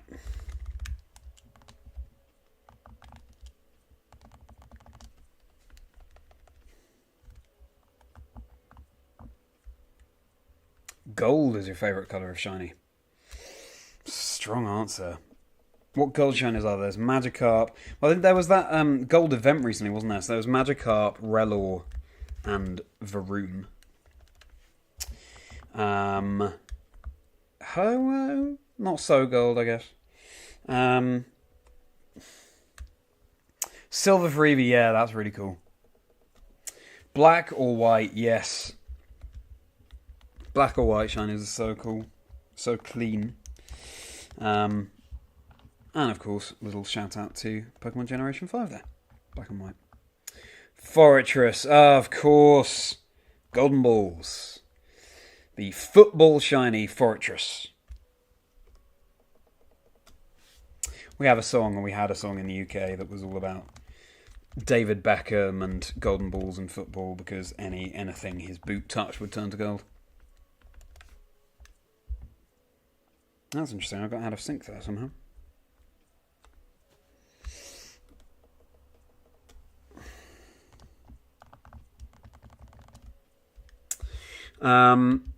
Yeah, Mega Gengar, Tapu Bulu. My Tapu Bulu that I caught in the Dynamax Adventures in my copy of Pokemon Shield was a shiny. Wasn't hunting for it. It was just a shiny. So cool.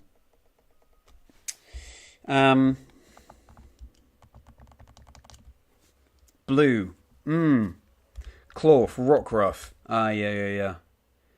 Well, see, Horsey, I wouldn't call a blue shiny. That I would call turquoise, and that is such a good shiny. Horsey. That's up there for me. In fact, you know what? Kingdra is my favourite Pokemon, of course, but that whole shiny line is so well coloured. They're really... the way they change, it's not just one colour all the way through. But, you know, Horsey starts out as that turquoise, then Seadra is sort of... it's almost lilac, quite like a dark lilac with pinky sort of tips, and then Kingdra goes that deep purple. There's a Chansey, 1%. Not shiny.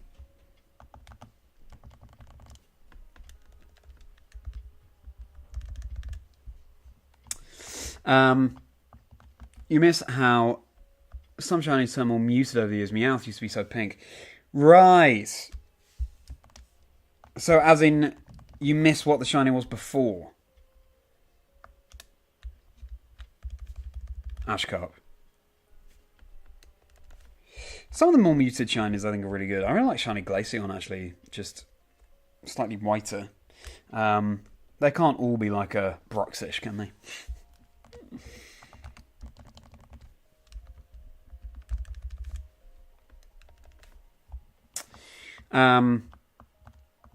You miss how vivid they were. Oh, I see. Yeah, thanks for clarifying.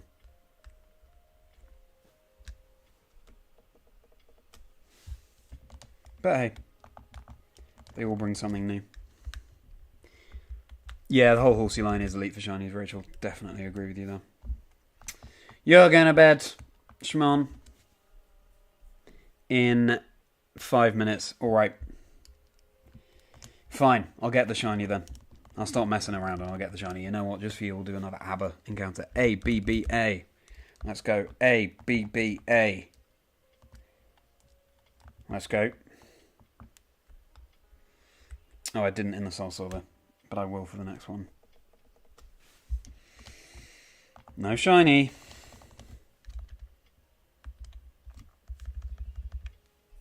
That is why it's fun to hunt in all the games. Yeah, absolutely. The shinies that have changed somewhat.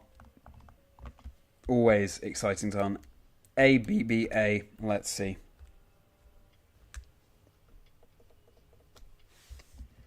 It's not like the Butterfree, which actually in the games has always been relatively consistent, that deeper purple with the green eyes. But then, of course, in the anime, you had the pink Butterfree. Really interesting decision there.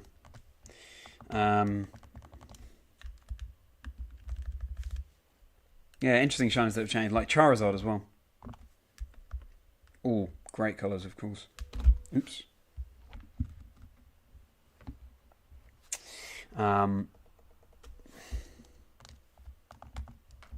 Just shinies are exciting enough in themselves. Pink Pokemon Island in the anime. I don't remember Pink Pokemon Island. Shimon. But I can guess what it was all about.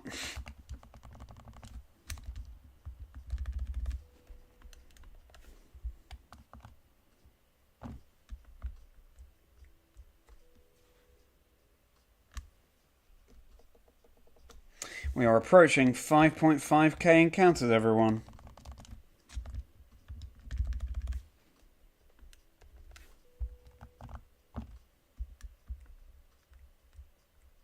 It's about blue Pokemon, of course. That's right, Shadow.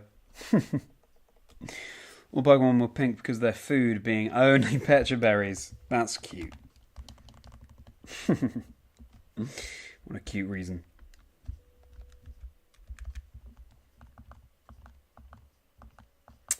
This Miraidon is really glowing tonight in the evening light. 5,500, everyone.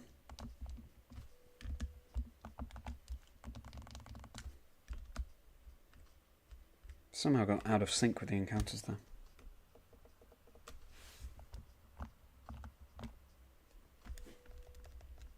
Oh, so annoying when you don't mean to throw a Safari Ball.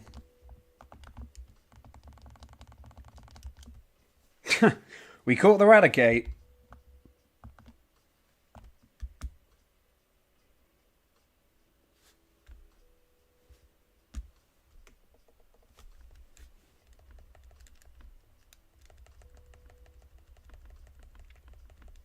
Alright. Let's keep encountering.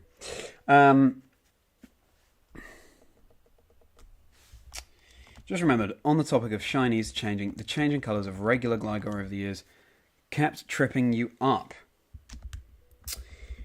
Yeah! You're right. Yeah, of course, there were some Pokemon who, whose regular palette changed. How did Gligar's palette change?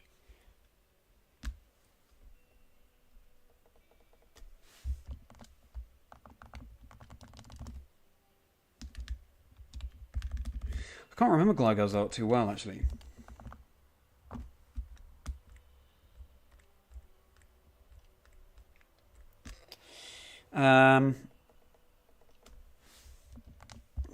What other colour changes were there? Yeah, Chikorita used to be more yellow and then has become more light green, I feel like. Interesting.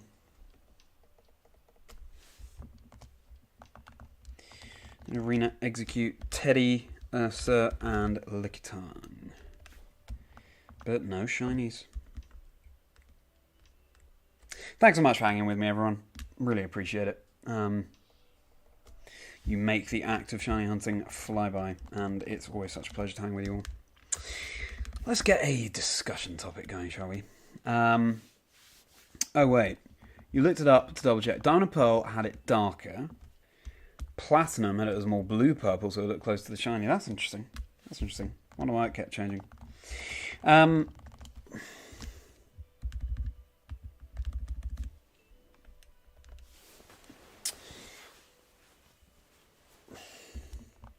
Which era of Pokemon games was your favourite? So by era, I mean console. Was it Classic Game Boy? Gens 1 and 2? Was it Game Boy Advance for Generation 3? Was it DS? Generations 4 and 5? 3DS, 6 and 7? Or Switch, 8 and 9? What were everyone's favourite shiny... Or, no, favourite generations or console-based games? DS for you, Shadow. You do have Heart Gold, Soul Silver for those as well, and they are absolutely stunning games.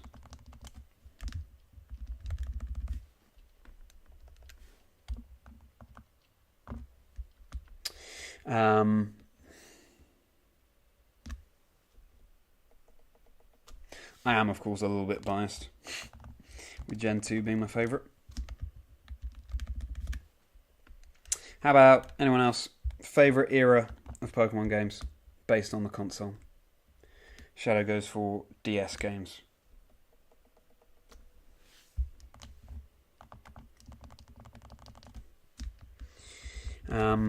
Mine would probably be... I mean, thinking nostalgically, it would have to be Generations 1 and 2. Especially because Generation 2 is my favourite.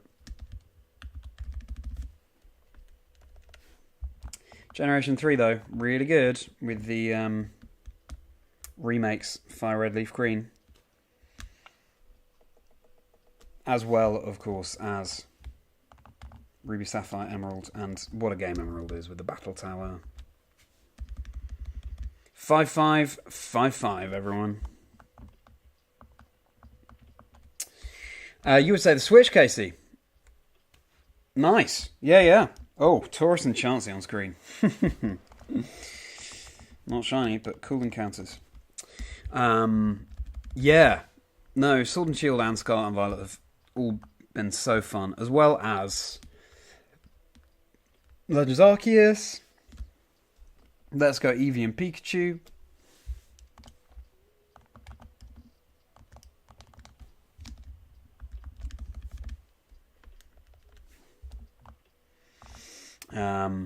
Brilliant Diamond Shiny Pearl. Yeah. No, good answer. Kangaskhan. Not shiny.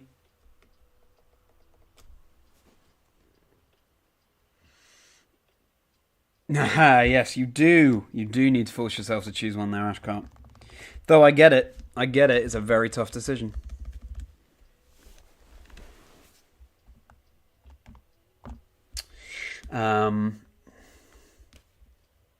Research so much in the Switch era, yeah, for sure.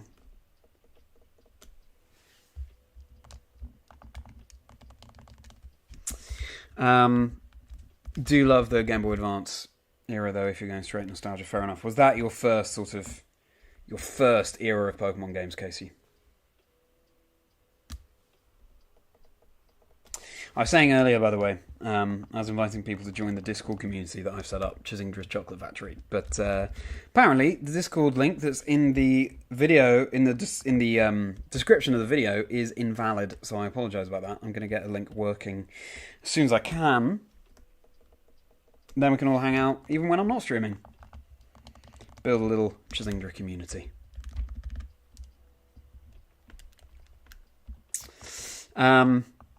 Question. Favourite spin-off game for Pokemon? You love Mystery Dungeon. I've never played Mystery Dungeon. I've more or less stuck to the main series games, actually. But I've heard great things about Mystery Dungeon, and I should go and experience that for myself at some point.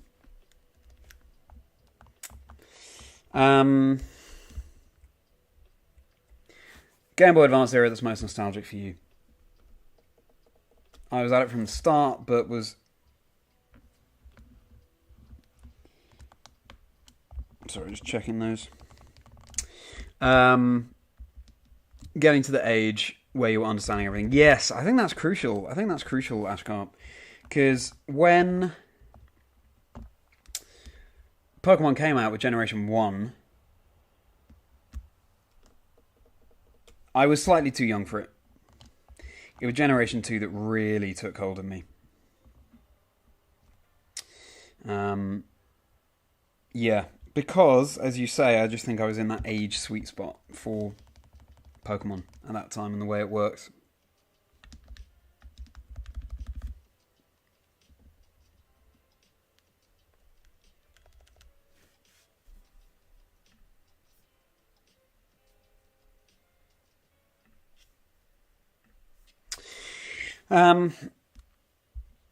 Right. Mystery Dungeon games are so good, and Pokemon Ranger, yeah. I remember playing Pokemon Stadium when I was younger. Yeah, I haven't played that many spin-off games from Pokemon. You're about 8, 9 when you first played Blue, and then 9, 10 when you played Yellow. I see, yeah, okay. Okay, so no, maybe you were a good age for Pokemon at that point then. Pokemon trading card game on the Game Boy. A lot of fun. Now, I haven't played that either, but I was watching the NAIC Masters Finals for the trading card game. I was enjoying that. I was getting more into TCG, and the caster did such a good job of making it understandable for newbies like me.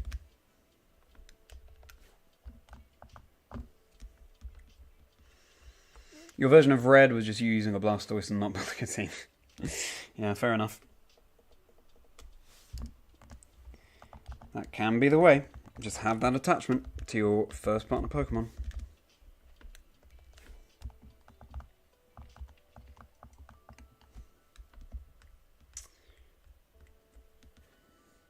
Yeah, a Starter and Legendary is the only Pokemon used in your early years, Shadow.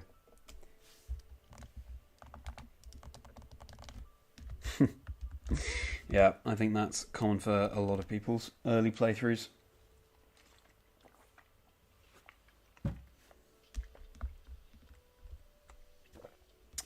Your Pidgeot and Venusaur being overpowered. Your first ever playthrough on Blue. Played a more balanced team in Yellow and then again in Gold. There's always going to be a bit of overpowering, isn't there? I remember in the Pokemon Master Guide that I mentioned earlier that Luke also said they knew of. It had an example picture of a strong Pokemon team. And it was strong, the Pokemon on there were strong, but the levels ranged from like 70 to 30, which Strong, sure, but you want a balanced level team as well.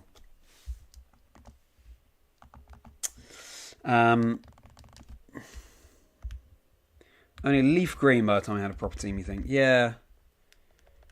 Yeah, sounds about right. I think I did have a proper team on Silver, but also on Silver, I would just get obsessed with random Pokemon and go on quests I'd set myself with them. Like, I didn't know that Corsola was a Pokemon. I'm not sure any trainer uses Corsola.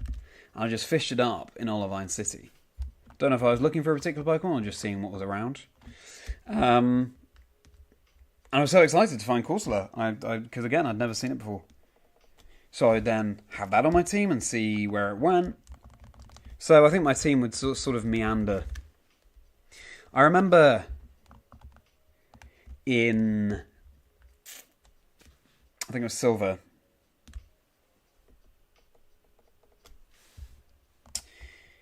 at a Magneton, and that was so good into a lot of the Elite Four. And then I had the same experience with Jinx in, I think it was Fire Red. Ice is such a useful offensive type. And obviously Steel is an incredible defensive type.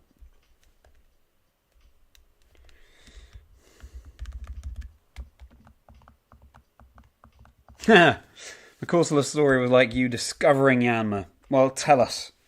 Tell us, Ashcarp, all about that. Other thing in your first Pokemon years, you didn't know how to evolve trade evolutions. Yeah, level 50 Clamperl. I'm not surprised. It's very difficult to work that out. Yeah, I've heard plenty of those stories on the podcast as well. Of people who are just having, Haunter, Machoke, etc. And not able, there are trainers in the game who will use Machamp and Gengar and Alakazam. Having said that, Golem, I'm not sure any trainer uses in Generation 1. So I really like the mystique around Golem for that reason.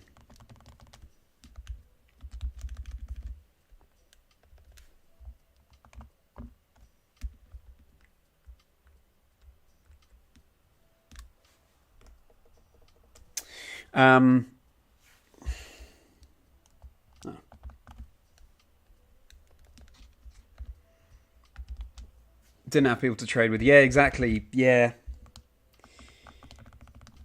That's the thing. I think owning a link cable, which I don't think me and my brother did, which was stupid because we had 2 Game Boys and we both played.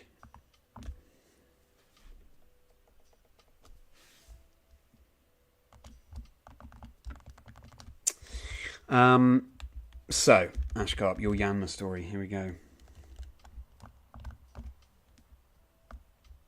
You've been playing late in the day. You're going to rematch a trainer near the south entrance of National Park. I know exactly where you mean. Got an encounter and it was Yanma. No trainer had used that you saw. Yeah. Those Pokemon are so exciting, I find. I remember running into my first Yanma in that very patch of grass. It's amazing, isn't it, how we know intimately the ins and outs of where Pokemon appear, and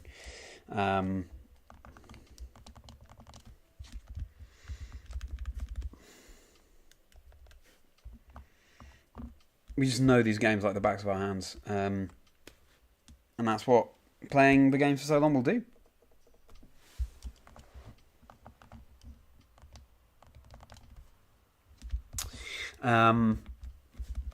Always so exciting to run into a Pokemon like that. And I love Yanma. Again, I love bug types, and Yanma is such a cool one.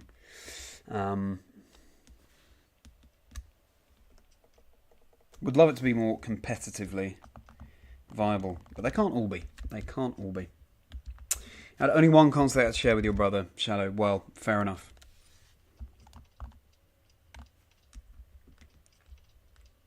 Yeah, I think a few people grew up like that, sharing a console. I'm going to call it now. If we find a shiny tonight, I'm going to say it's going to be Rhyhorn, and it's going to be in Fire Red. Wait, can Rhyhorn appear in this area in Fire Red? Maybe it's going to be in leaf green. I'm going to say it's going to be in leaf green. Put your bets in the chat. If we find a shiny tonight, what do you think it's going to be? And if we find it, you can choose the nickname. Within reason. If you play long enough, you can nearly visualise the setting. That's exactly right, and I definitely can. I can definitely visualise that setting where you mean about Yanma.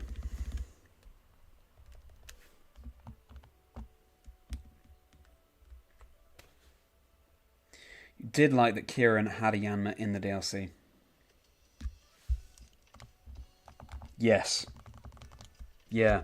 In fact, in the Teal Mask DLC, I wanted to go in with an entirely new team.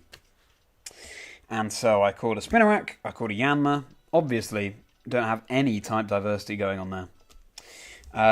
And I lost the first 2 scripted battles in the game. Because I wanted to do it with a new team. I have, actually, the DLC untouched on my copy of Pokemon Violet. So at some point, when I have a capture card and a beefier computer that can handle streaming with a capture card from the Nintendo Switch, which hopefully won't be too long because it's my birthday coming out relatively soon, I'm going to play through the Teal Mask and the Indigo Disc. And I'm going to have to do it setting myself some kind of challenge. I'm not sure if that's going to be a shiny run, if it's going to be a Nuzlocke, if it's going to be soloing it with a certain Pokemon. Would be interested to hear your ideas about that. It's going to be on Emerald, is it? This shiny, if we find it tonight, Rachel. Okay, noted. It's going to be a Nidoran female Ashcarp. That's a really good guess.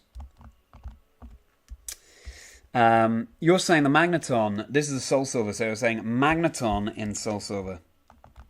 That one wasn't. Can you imagine? Can you imagine if, as I'd been saying that, a shiny Magneton appeared?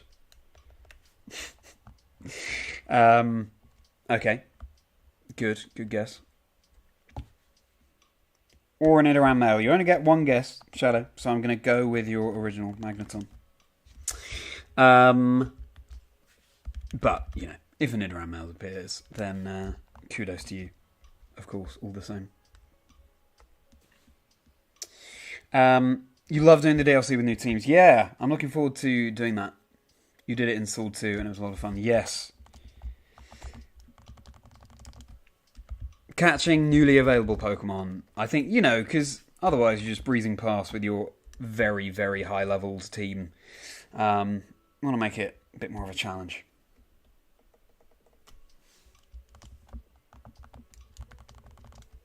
Quite a few Miltanks in a row there. Well, that'd be the one to shine. That would be incredible. And Shield, not Sword. I also had Shield rather than Sword, actually, Ashcart. Monotype run. Yeah, that'd be cool as well. Definitely be up for doing that. I think shininess would have to come into it some way, so maybe be a shiny Monotype team. That'd be fun. I did a Monotype run of Soul Silver in lockdown, and it was Mono Water. I wanted it to be exclusively Generation 2 Pokemon. So, started with Horsey, of course. Well, the first Pokemon on that team was Horsey. Kingdra being my favourite, of course. Jacrepid, welcome to the chat.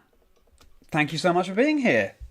Very much appreciate you stopping by. I still remember meeting you at EUIC a few months ago. A couple of months ago. Very good to see you. And I see that you've been taking commissions for some art that you do. Very cool. I hope you've got some cool commissions in and that they are going well for you. I really appreciate you stopping by the stream, Jacrepid. I'll be here all week. Not in one continuous stream. But I'll be here aiming to stream every day of Safari Week, seeing what shinies we find. No luck so far, Jacrepid. No shinies. No shinies. We're actually placing bets on what the first shiny will be to appear. So, as a recap, Jacrepid, in Emerald, we're going for Ledibur. But there are so many cool targets in this area of the Emerald Safari Zone. In the Leaf Green, we're going for Pinsir, Fire Red, Kangaskhan, Tauros, and then in the Soul Silver, we're going for Larvitar. So let's see what shines. What do you reckon will be the first shiny that I find? You chose Shield as your main game as well, and Galarian Ponyta, yeah.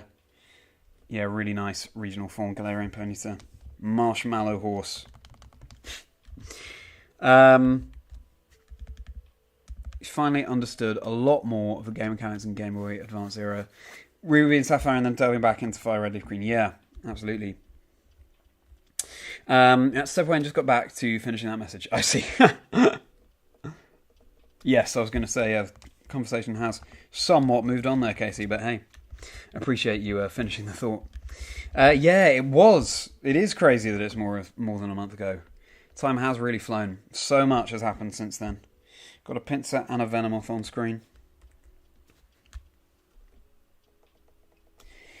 Getting a good feeling about Venonat, one of the Fire Red Leaf Green copies. Yeah, well, it would be cool if I did. Reclaim from last year. Since you just joined Decrepid, I found a shiny Nidorino and shiny Venonat in Safari Week last year. I wasn't streaming back then. These are my first ever streams for Safari Week. And they were both fails. They both ran away. So if I were to reclaim them this year, that would be really, really cool. Probably going to be something I'm not looking for. Exactly. That's exactly it, Decrepid. So it could well be the Venonat. I placed my bet on Rhyhorn in Leaf Green. I could see Execute as well, to be honest. Let's see if it is that.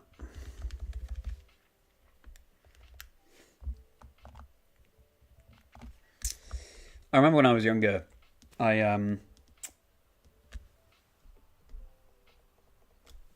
found two. Or no, so I found a shiny Driftblim in Pokemon White. I played that game so much. I was just leveling up Pokemon and trying to make them competitive and experimenting with my own ideas. Found a shiny Driftblim in the Giant Chasm in Pokemon White. And presumably, I don't know, but presumably it knew Explosion. But I was able to catch it before it did that. And I think from that point, I had this thought, maybe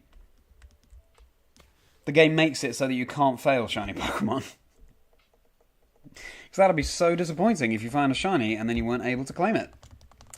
I now know, and it was confirmed for me, the hard way in Safari Week last year, that you can fail shinies. You certainly can. In a week from now, 2025 competitive season begins. Maybe you'll interview. Maybe I will. Yeah, I hope you've been enjoying the podcast, Decrepid. Yeah. Let's see how you do in the competitive season. But yeah, I hope you've been enjoying tuning into the podcast. If anyone in chat is unaware, I do run a podcast called Chazingdra Chats, which is all about getting to know people in the Pokemon community, getting to know their life stories behind the Pokemon, as well as the 6 Pokemon they would choose for their dream team. Not competitive in any way, just Pokemon that are special to them in some way. And it's a lot of fun. And the episode this week is going to be with Matt, Absol Blogs Pokemon, who makes all kinds of videos on YouTube, challenge runs and the like, and knows the franchise so intimately. It was really fascinating to be able to talk to Matt. So I hope you enjoyed that episode coming out on Wednesday. He was so enthusiastic and he approached the building of the team and threading it in with the life story like no one else has before. So, yeah, that'll come out on Wednesday. 3 p.m. UK on YouTube. And how am I dealing with the heat? Yeah, no, trust me, it is a good interview, Ashcarp. It's really, really interesting. Matt has been creating content for 14 years. So it's so interesting going back to some of his older videos and watching him grow up, essentially, on YouTube. Yeah, real Real inspiration, Matt is. How am I dealing with the heat? I'm not too warm right now. This is linen, this shirt. Which helps, for sure.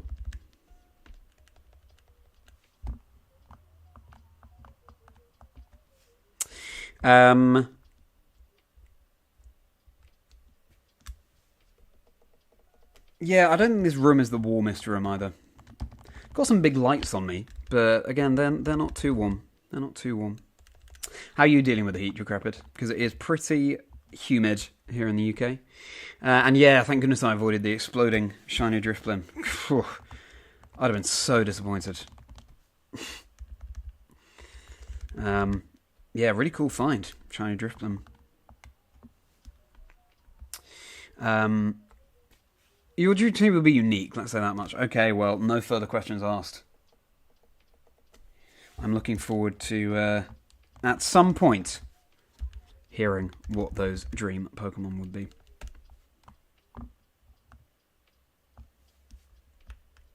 Kangaskhan. Not shiny. Larvitar.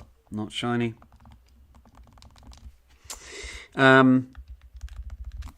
What do other people feel like? What staples would be on some people's dream teams here?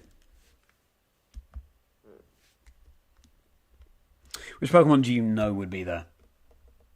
Be it favourite Pokemon or Pokemon that means a lot to them?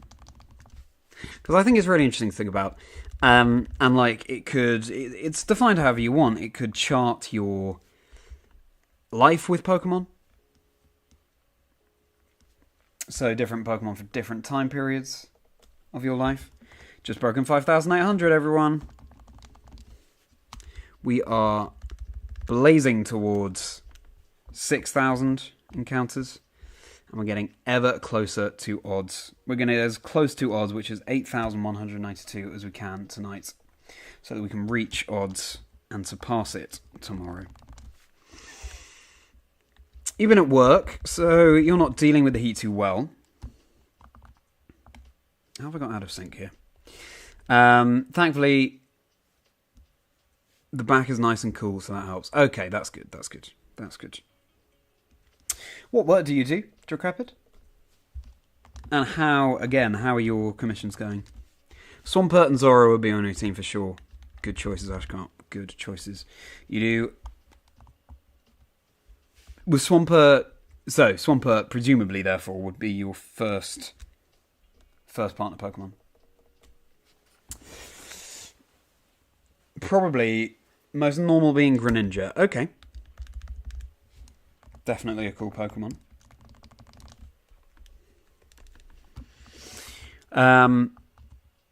Blaziken and Rayquaza. Ooh. Rayquaza. Really nice. Big fan of Rayquaza. What makes you a fan of Rayquaza, Rachel? Your top two forever. Some cuties like old Dynamo. Wow, that's brave of you, Rachel, after the story you shared with us yesterday. If anyone wasn't in chat yesterday, Rachel, a few months ago, found an entirely random shiny Dynamo on Pokemon Black. Now, I believe that Pokemon has a 2% encounter rate. A random shiny Dynamo. I mean, there'll be shiny hunters who try and look for that Pokemon for years. Literally years. Rachel's boyfriend gives the advice, hey, it can take a hit. It cannot take a hit. The Dynamo gets knocked out. So gutting. But that Dynamo was a fail for Rachel. Let's hope that Rachel can reclaim it one day in just as fortunate circumstances as it was found. That's a really good question. Okay, so how many encounters did I start with? I started with 2,404. We're at 5,831, so we really are now in a groove here, doing the encounters as fast as we possibly can. It does take a bit of warming up sometimes, just getting used to playing the consoles and being fast with them. So yeah, we couldn't be doing any more to find the shiny. Customer service, also not have any commissions yet, unfortunately, but hopefully you'll get some on soon. Yes, very much hope you get some commissions in as well, Decrepid. Go and check out Decrepid online on X and so on, taking commissions for artwork. Hello and welcome everyone, by the way, if you're just joining. You're joining me in the Safari Zone where we're hunting these shiny Pokemon. Still haven't had one appear, but we are really blazing through the encounters at this point. We started today's stream just as Casey asked there, at 2,404 encounters. We're now at 5,839, and we've been going for about 2 hours and a half. So that means in half an hour, so we've done about 3,400 encounters in total in 2 hours and a half. We're really steaming through. We'll be getting to odds very swiftly, I think. It was a good chunk, yeah. Yeah, I guess a little bit of getting used to doing a multiple console hunt. So, Squirtle was your very first partner. First partner. Mugget was one who spent hundreds of hours with in Ruby, and it evolved into such a friend-shaped Pokemon. It certainly does. It certainly does.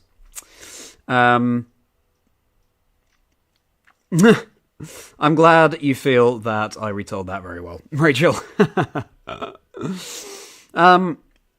So, yeah, I'm sure you'll get those commissions as you Decrepid. After asking it in every podcast, what would be my dream team, Shadow? Well, I'm actually going to keep that a secret for now. Because who knows, maybe someday I'll get to talk about it on the podcast, what my own dream team would be. But thank you for asking. What I will tell you for sure is that Kingdra will be on the team, which is no surprise. It is my favourite Pokemon. Sammy, hello. Thank you so much for joining us from across the pond. Always a pleasure to see you here, Sammy. How has your Monday been?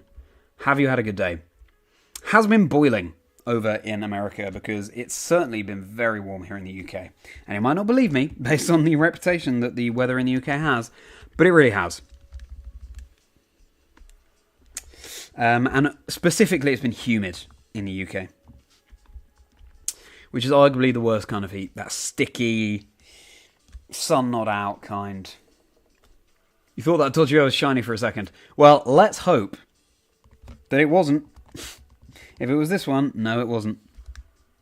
I hope you do bring the lot, though, Decrepid. That would be good. You're thinking I'll get Lickitung and Soul Silver first. All right. Good guess. Also, you just think the Gen 3 games resonate with you for being the first ones you could competently play. Yeah, exactly. We've been talking a lot about that.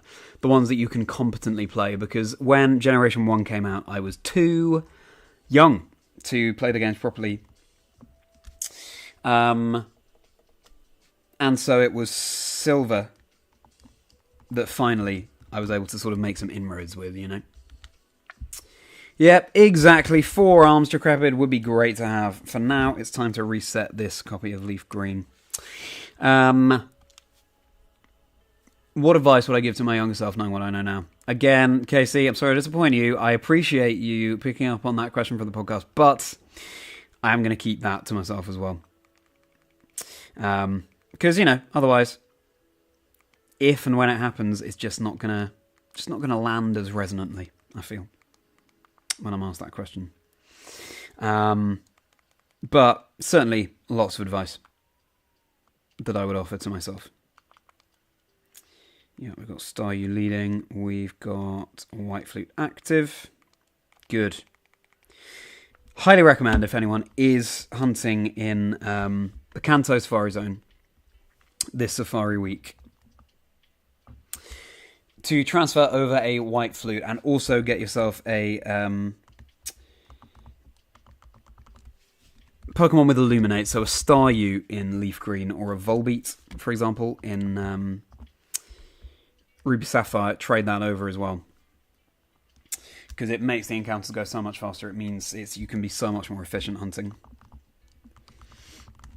I spent yesterday afternoon getting to the point in Fire Red Leaf Green where I could trade with the Hoenn games, and my goodness, was it worth it.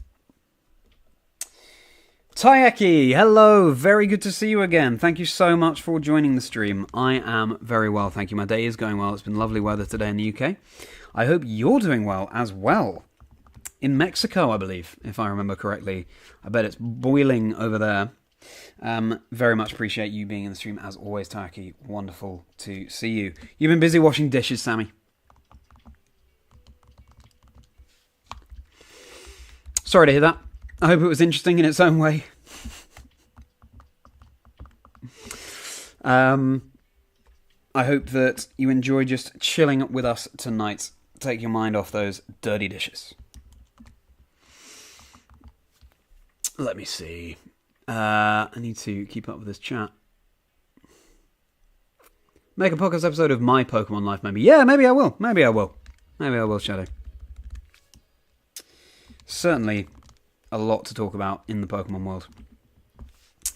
From my perspective. So, if not Dream Team, what about the Pokemon someone would have as a pet? Mine would again be Zorua or Zigzagoon. Either of the Zigzagoons. So either the Galarian or the...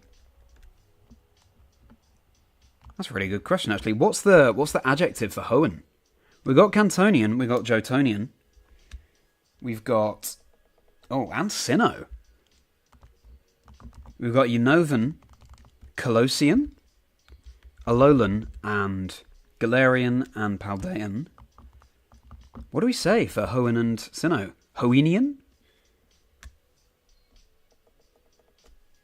Yeah, maybe Hoennian, Decrepit, or Sinnohian.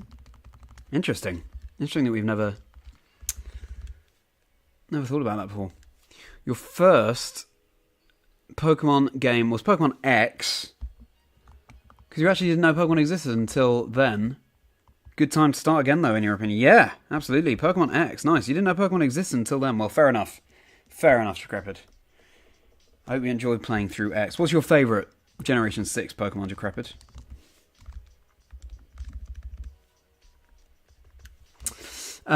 Gen 6 was Blast. Does Sweet Scent... It certainly was. Does Sweet Scent work in the Gen 3 Pokemon games? Gen 3 and 4, yes it does, yes.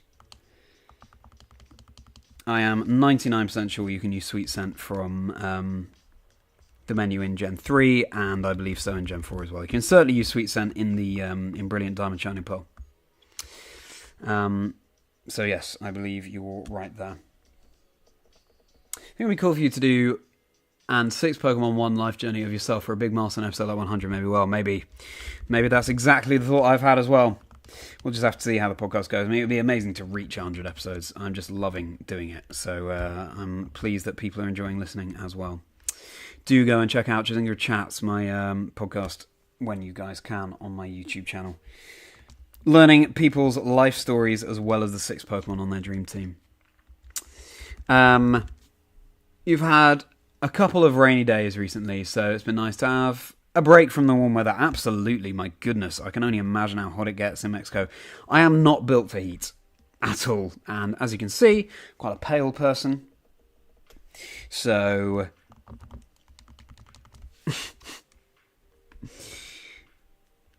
yeah, sun for me, best avoided. We've just broken 5,900 encounters, everybody. And counting. Is that shiner going to come tonight?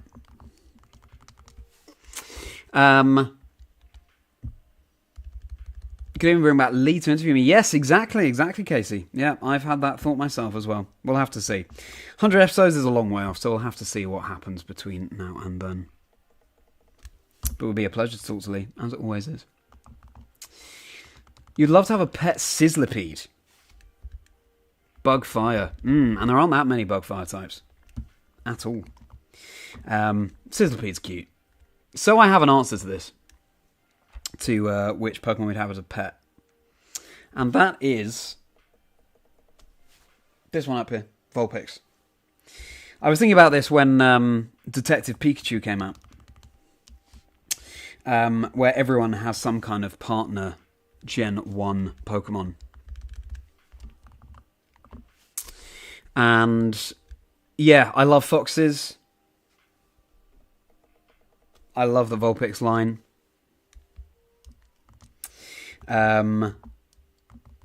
So it'd definitely be Vulpix for me. It could sit on my shoulder. Nice warm cuddles. I just think it'd be so cute to curl up with a Vulpix.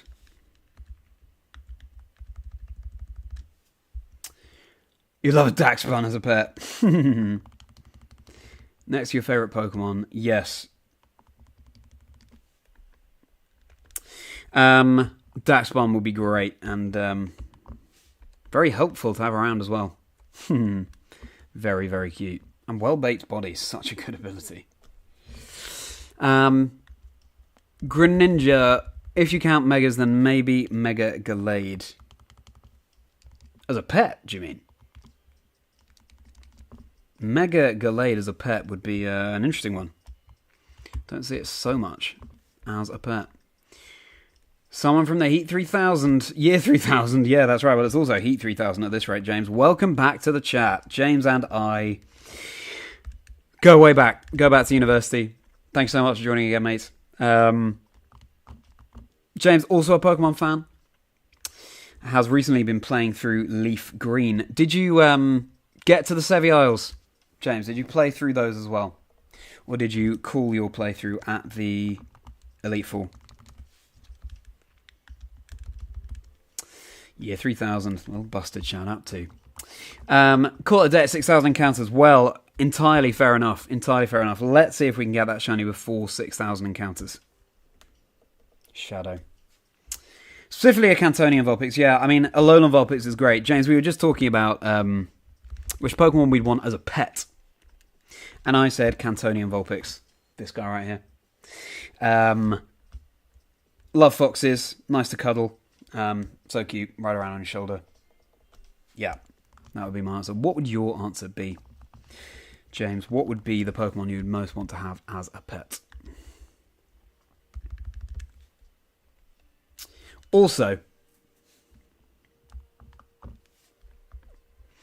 Blue was my first Pokemon game, so I personally am more of a fan of Vulpix than Growlithe, but Growlithe is a really cool Pokemon, of course, as well. Favourite Gen 6 Pokemon? As a pet, that makes more sense. So, Greninja, that makes... Yeah, well, you called out Greninja earlier, Decrepit, so that makes sense. But yeah, let us know what Pokemon you choose to have as a pet. Mega Gallade would certainly be a wild pet. So, James, you got to the Sevi Islands, played through most of it, need to unlock the mythical beast still. Oh, yeah, okay. Nice. Do you mean Raikou, Entei, Suicune? Otherwise, take your comment on your post today and read it again tomorrow. I certainly will. Wishing me the shiny luck. Much appreciated there, Shadow. Larvitar there. Love to find a shiny Larvitar. How cool would that be in Soul Silver, shiny Larvitar? Maybe Pawmot as a pet. Yeah, it's cute and is very cool. Revival Blessing, useful move. Nice answer.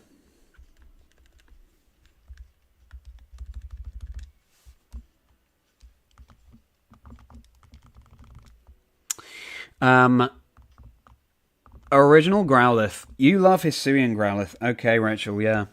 Yeah, it's very cute. It's very cute. James is less familiar with the newer Pokemon. So, we'll be interested to get James' thoughts on Hisuian Growlithe as well. Italy have qualified. Thank you, Damien. Thank you for the little update. Glad that someone is keeping track of the Euros on the side there. Italy, of course, won the Euros last time, right? So, let's see. Can they do it again? Thank you for the providing the football news flash. Appreciated in this chat. Yeah, Raikou, etc. Fair enough. England have qualified regardless of the result tomorrow. Well, there you go. It's coming home. It's got to be said. That's very exciting. I didn't know that. Thank you for that detailed insight there, Damien. You like Rowlet as a pet? Sleepy bird, yeah. Very nice. Very cool pet. Rowlet is very cute. I did choose Rowlet as my Hisuian starter Pokemon Legends Arceus.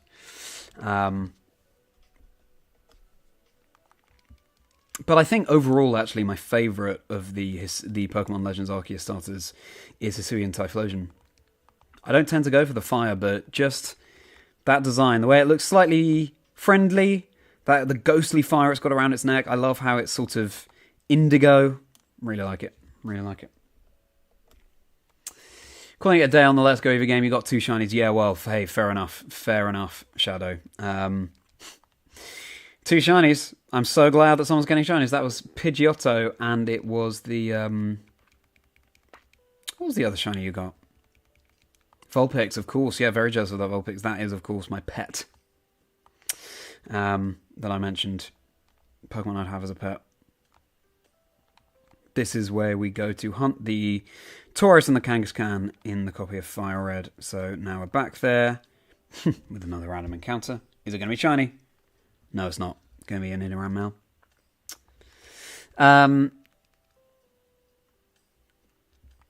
Okay, so let's get Volbeat in front, our Illuminator. Let's play it on the White Flute. Increase the encounter rate. James, don't know if you remember this from Ruby and Sapphire and Emerald. You can get the White Flute, which increases the encounter rate. Then if you have a Pokemon with Illuminate leading the party, you literally have 200% of the encounter rate. And so that is going to boost your chances of shinies, well, double your chances of shinies in those games. Really useful strategy.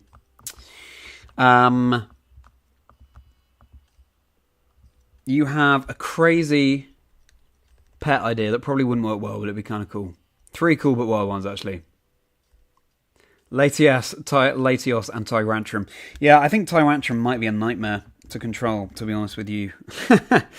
There, Decrepit. Latios and Latias would be really useful, though. Zooming around. Make things very efficient indeed. Might get a bit of motion sickness, though. So that's something to watch out for. Appleton is your pet choice. That's great, Tayaki. That's a great shout. I love Appleton. You like Hisuian Crownlet? A little bit of overwhelm at the tons of new Pokemon. Yeah, of course. There are so many. 5 generations to catch up with is a lot. It certainly is, James. Hey, all that matters is that you're a Pokemon fan. Everything else will come from that. Yeah, I did relatively well with Hydrapple, actually, the new evolution of Applin. Well, Diplin and then Hydrapple. In competitive, back in Regulation Set F. Really fun Pokemon to play with.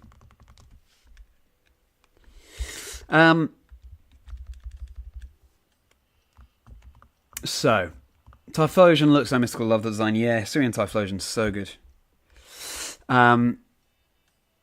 My favourite out of Latios and Latias is Latias, actually. Yeah, I just like that it looks friendly. Also, I'm a Sapphire person over Ruby, and that's the game that you find Latias in. From the Ash Glassblower, James, yeah, in that route. You have to do a fair number of steps to get enough Ash to make a White Flute. Then you can make 3. Keep 1 in Emerald, or in my case, so keep 1 in Emerald, then trade 2 over to Fire Red, Leaf Green. Really useful thing to do when shiny hunting, especially in the Safari Zone, where you have a limited number of steps, obviously. In Emerald, you can just bunny hop, so you're not burning up those steps. But Fire Red, Leaf Green, you can't do that.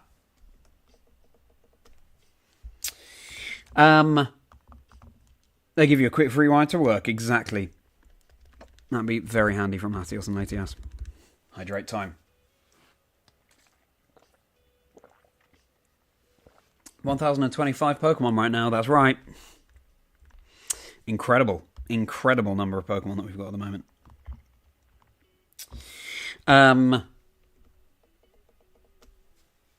You just have a pet Salamence. Well, fair enough. Let's go with the power. Why not? You need a pretty big house in order to take care of the Salamence. Probably a garden as well, so it can fly around outside.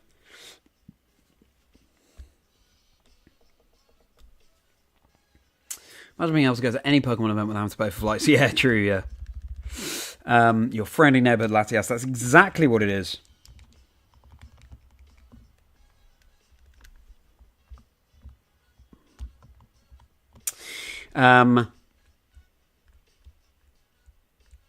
Flight for your right to party. Yeah. Puns coming out from you, Damien. You can just stand still and just turn to get encounters that takes longer, you think. You can, that's true. You also have to be very delicate with how you press the buttons so that you don't accidentally burn steps. I think they're decrepit. You do know the size of Salamence, right?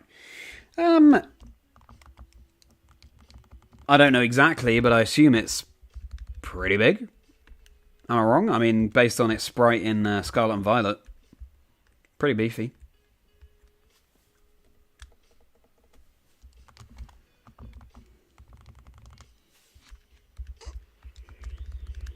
Alright, we're nearly at 6,000 encounters, everyone. Nearly at 6,000 encounters. Are we going to get the shiny before 6,000? 5995. Nice palindromic number there. Let's have 4 more. This will take us up to 5999. 411. Wow. I'm surprised by that. But it's cool that they haven't just gone with massive for all of those very powerful Pokemon that appear later on in the Pokedex. Alright, here we go. Are we going to get a shiny? No! We're at 6,000 and no shiny. So there you go. I think quite a... yeah. How sweet. Did not realise how small Salamence was. I'm sorry for throwing a rock at you there, Nidorino. I did not mean it. Pokemon heights are so interesting. And also the differences between male and female Pokemon.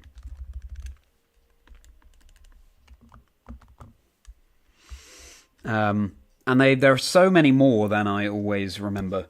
I remember looking them up with a trading card game caster, Mike Ellis, on a previous event. And yeah, always so many more than I remember. You got Zubat, for example, that has longer teeth when it's male. Butterfree's wing design is slightly different. You've got more obvious ones like Heracross's horn, different shape. It's got that heart shape when it's female. Milotic, that's one I only got to know recently. I think it's something to do with its swishy things hanging down either side of its head. You're 5'2", Shadow. Yep, taller than a Salamence. Salamence will be one of the big ones, to be honest, but never mind. Yeah. Yeah, well, it's small and mighty. I know I'm small and mighty. You would carry around your marble so you can Mega Evolve it. Yeah, I'm sure a lot of people would.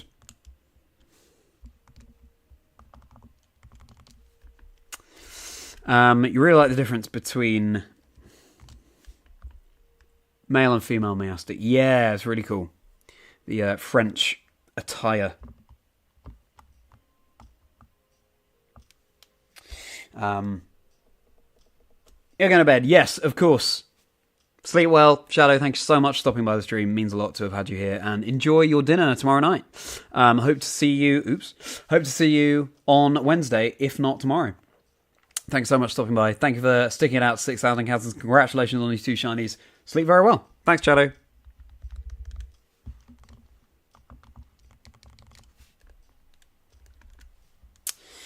So...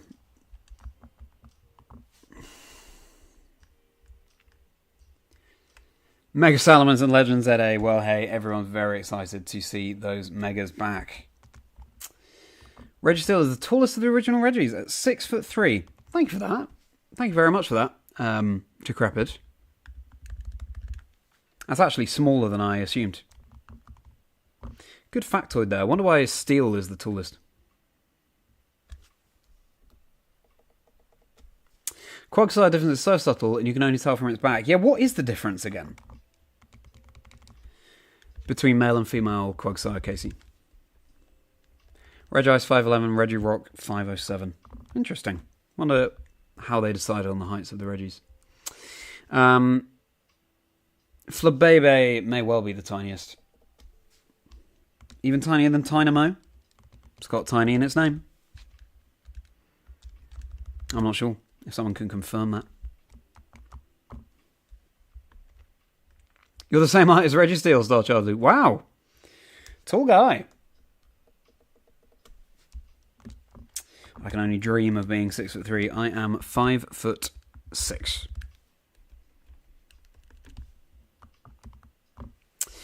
I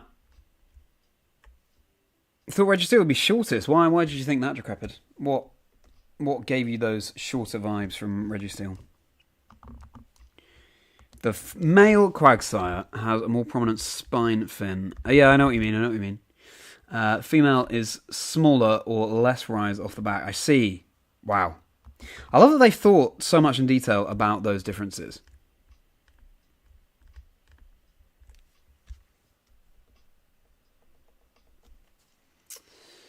I'm trying Cosmoem. Yeah. Cosmoem. How heavy is that thing again? I mean, it's, yeah, intense. That's for sure. Thought Regirock would be tallest. Yeah, I know what you mean. You thought Rock and Ice were taller than... Yeah, fair enough. Than Steel.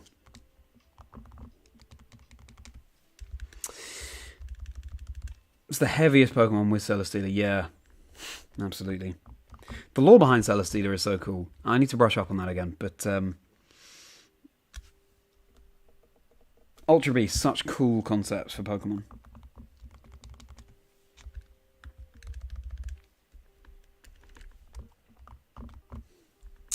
What are people doing for the rest of the week?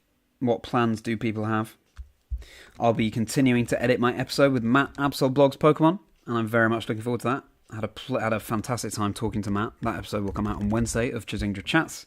It'll be on YouTube. It'll be on Apple. It'll be on Spotify. All of that. Hope you can catch it. And I'm going to a gig with my girlfriend actually on Friday. We're going to see a band called the Cat Empire. They are Australian. And I described their music as, I said before, Fiesta Funk. I know that's not a genre, but that's the best way I can think of describing it. I recommend you go and check them out. And otherwise, I've got my vlog of Bologna that I still need to edit, get uploaded. I need to think about what challenge I'm going to set myself after Safari Week on these, or on older Pokemon games. Various life admin. There's always life admin, isn't there, to catch up on. There we go. How about you guys? What are you doing this week? So, maths is something for sure, Damien. You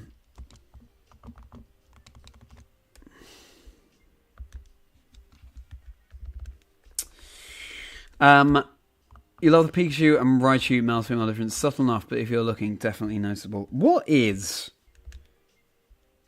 How does female Raichu look? Obviously, I know about Pikachu's heart-shaped tail. But how does female Raichu differ, Casey? From a Raichu expert such as yourself. Poor Groudon was the heaviest back in the day. Yeah, well. Definitely a heavy Pokemon. The continent Pokemon, I mean, of course it's heavy. Tynamo and Flabebe, yeah, that'd be interesting to know. Decrepit, if you can look that up for us. Which is tinier?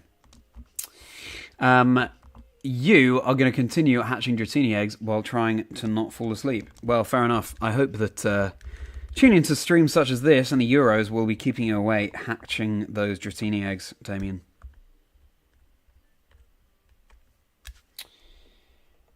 Impressed with the battery power of these Game Boys. Was expecting them to be on the red by now. Flabebe has to be smaller. There's an NPC that wants to see Flabebe in XY. I'll see. Well, let's see what Jocaba comes back for. Yeah, so Flabebe is the tiniest. Wow, that's very small. Very sweet. But yeah, Tynamo. It's got tiny in the name. Cool name for a Pokemon. Tynamo. You know nothing about Pokemon weight bar using the Scales and Diamonds decks to drop a Wailord on the left and send my character flying on the right. Oh, of course, yeah. That's so funny. That's such a fun touch. I love how they've thought about everything in these games, and that's why, of course, we keep coming back to them.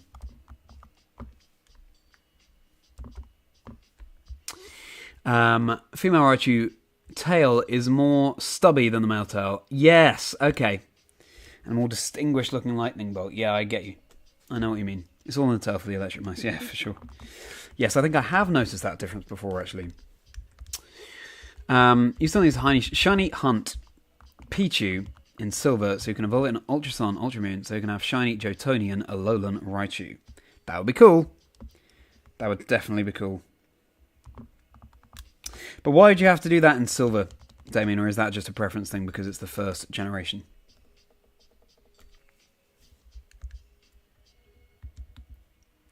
Your week involves work until Friday and VGC practice as well. Good for you, Decrepit. Are you playing in any tournaments? Oh, well, no. Are you competing in Worlds, Decrepit? Or are you just for fun? Just keeping up with regulations, set G.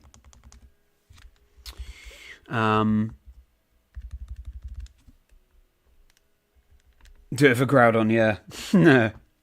Drop Groudon on those scales. Talking about VGC practice, you lost to someone with no restricted. However, it's because you forgot they knocked off your specs. Knock off, yeah, it can be foxy like that. It can trick you.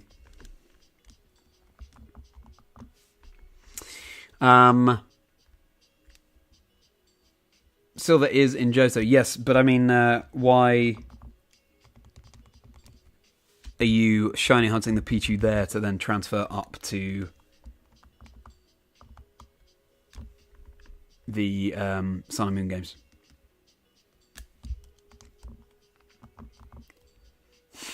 Definitely do that again for the giggles. I'd love to see footage of you doing that, Ashcart. That'd be sounds hilarious. You're not going to Worlds. You'll be doing some local events in July and August. Good for you. Good for you, Decrepit. Yeah, keep your hand in. Good time over the summer to keep up that Pokemon VGC practice. 6,100. We have just broken, everyone. We have nearly done 4,000. No. Sorry, no. We've nearly done 2,000 encounters tonight. Sorry. Yeah, Casey, you asked before. I was confusing my 4s and my 2s. We reached over half odds last night. And so we are now approaching 2,000 encounters tonight. Oh, I see. Johto Pikachu evolving into a Alolan Raichu just seems neat. Well, it certainly does. And it's cool that you're able to do that transfer up. So many quests. A bit like Matt Absol blogs Pokemon, actually, Damien. You're really good at setting yourself these Pokemon-based quests.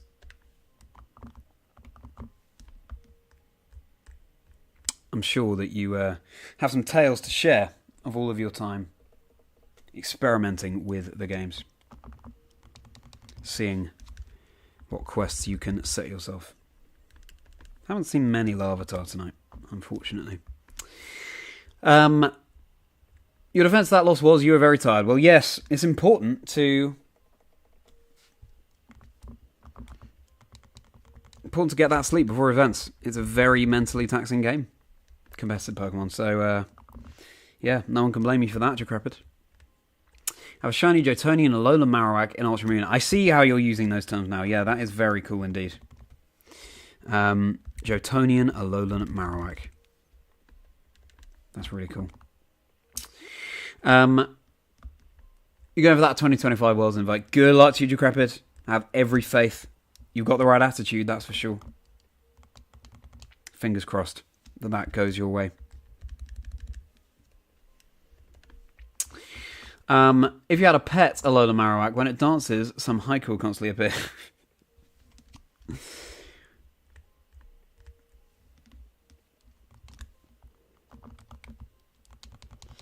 Haikus were the best part of that trial.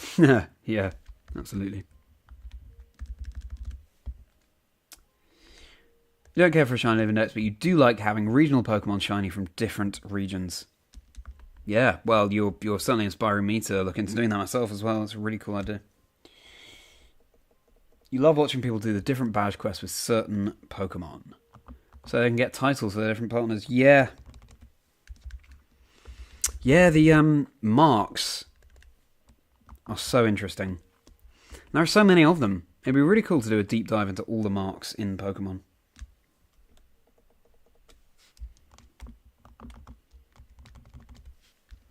It's always amusing me to see how many little monikers you can give to your Pokemon. You don't trust those hikers. Fair enough, Decrepit.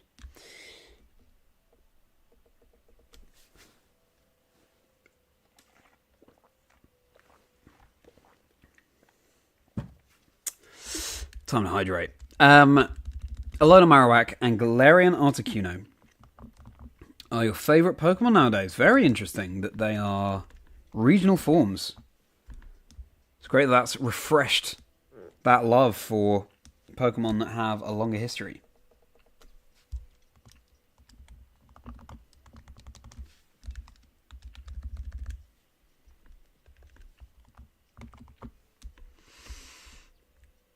I wonder, chat, if we're going to be finding that shiny tonight.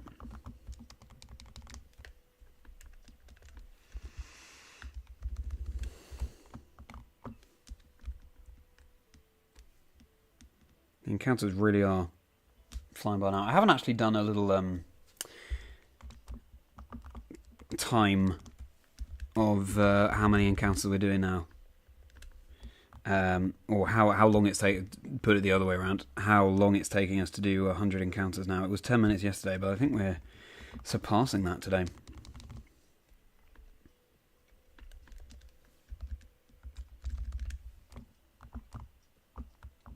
You're trying to get shiny Alolan Marowak in Let's Go Pikachu by trading Cantonian ones, but gave up. That'd be so cool. Although, is that possible? I thought that if you trade a shiny Cantonian Marowak, then you're given a shiny Alolan Marowak. I didn't think that they would just trade you a shiny randomly. But clearly I'm wrong. That's very cool.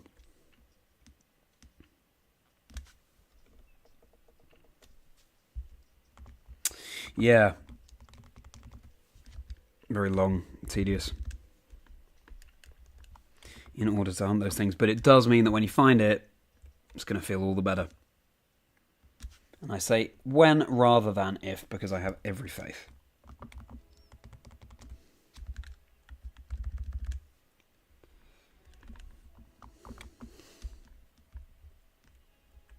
Oh, it's random, okay, sure. You need to practice more against Koraidon. How come they keep beating you? What's your restricted of choice on your team, Decrepit? Also, Decrepit, what's the story behind your username? It's an interesting one, Decrepit. I hope I've been keeping on top of the encounters here. Sometimes I'm not sure if I've added 4 to the counter or not.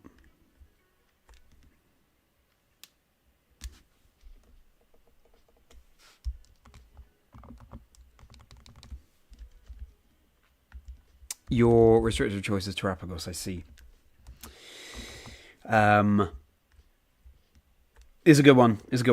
I think you're right to be going with Terapagos, in that it's got a lot of potential. I mean, so many of them do, but I think Terapagos, potentially some untapped stuff going on there as well.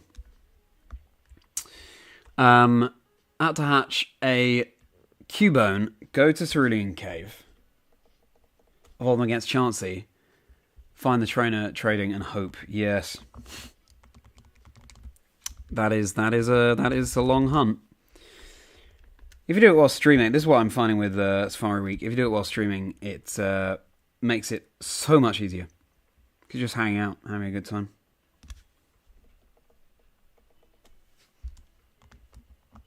So nearly at 6,200 encounters.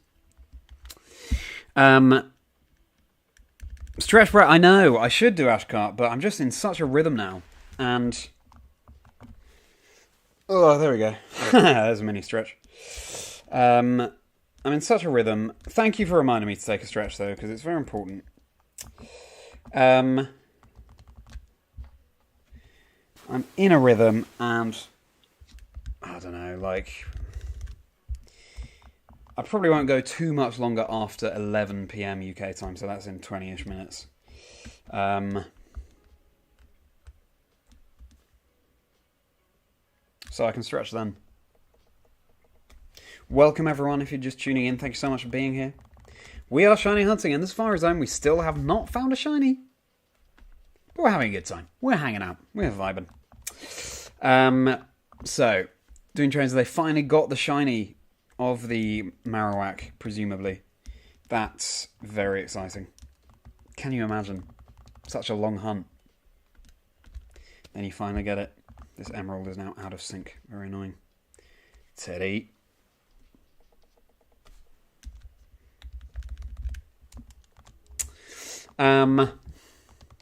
First part of your name.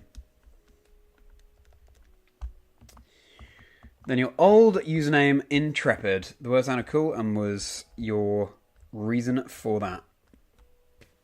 Fair enough. It's so interesting hearing people's stories behind their usernames. Hello, Mogio. And hello again, James. Still no shinies. You'll know when I find a shiny because we're going to reset the counter back to 0. So this will just mark each of our phases. So yeah, no shinies as of yet, but we are fast approaching Oz now, and this black Game Boy Advance SP has finally gone on to the red. And I'm very impressed with its performance today. It's been saving up that battery so well. 6191, so we're nearly exactly 2,000 encounters away from odds. 1 in 8,192 are the shiny odds in these Generation 3 and Generation 4 Pokemon games. You went to Stockholm with Cali Ice. Nice. Yeah. Calyrex Ice, very threatening Pokemon, and the winner of the North American International Championships, of course. Get that on charge. Oh, hang on a sec. No, I need to use a different charger. There it is. Okay.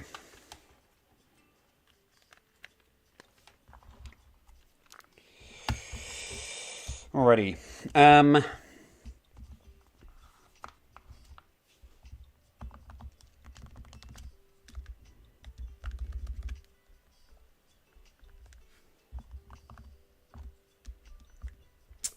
Hello and welcome everyone.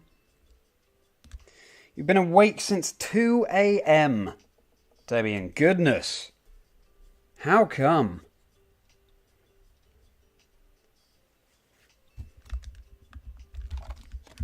That is a long old shift to be awake for.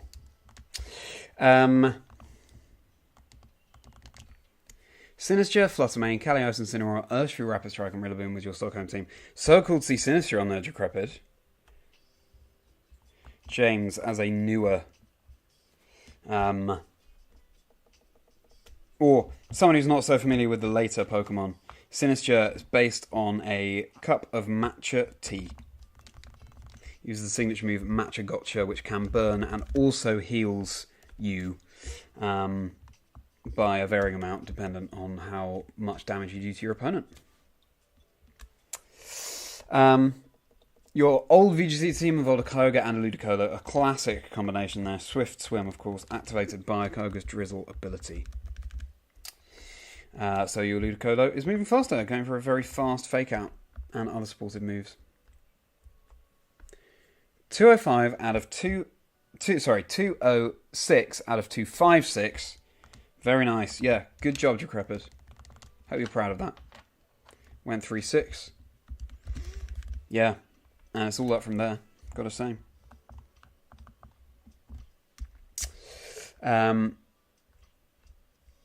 Gotta find his 2002 charger. That's exactly right. That's exactly right, Damien. Speaking my language there. Yeah, the one that I tried to plug in was not plugged into the mains. I work at 6, keep waking up early, and then struggle to sleep. Yeah, fair enough, then your alarm goes off. That's so annoying, isn't it? That's so annoying. When you wake up before your alarm, then it's hard to go back to sleep. Feel for you, Damien. I hope you sleep much better tonight. And, what do you do for work, if you don't mind me asking, Damien? Feel free, if you want to keep that to yourself. Not to say, but, yeah, be interested to know. You could have used a Moongus, but got to mix it up a bit, you know? Yeah, absolutely, you've got to find what works for you. Didn't mean to throw a Pokeblock.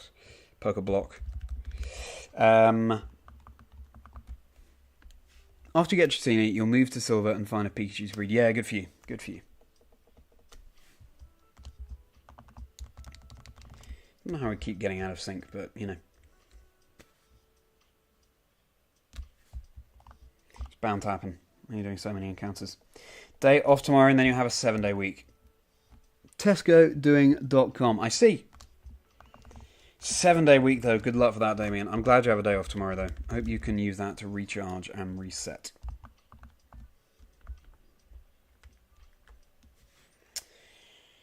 Maybe we'll get up to 6,500 tonight. Maybe a bit more, maybe a bit less. We'll see. But that's my rough ballpark thinking right now. Thanks so much for being here, everyone, and supporting the stream.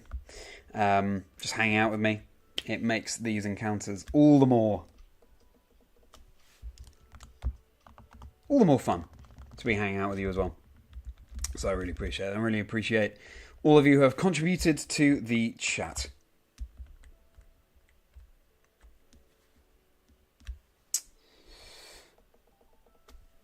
Six days in a row. Okay, well, still, that's a lot of days in a row. Let's get another topic of discussion going.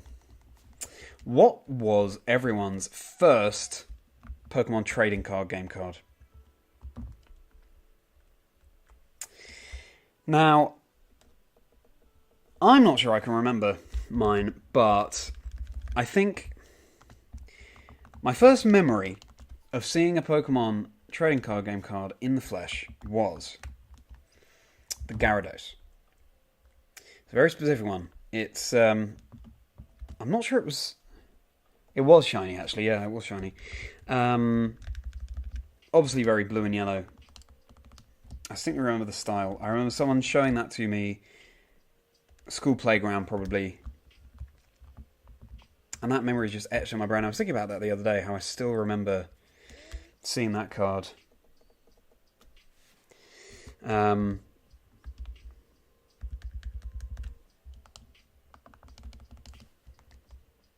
It's amazing how these images just stay with us in our brain. So yeah, for me, I think the one I remember is Gyarados. But how about you guys? Base Machamp for you, Mogyo. Nice. I remember that card. Yeah. That original artwork. Ooh. It's different.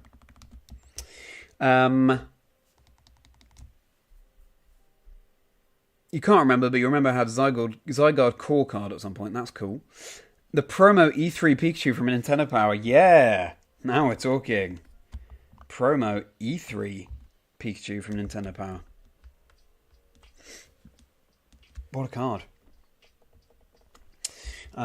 Interesting answer there.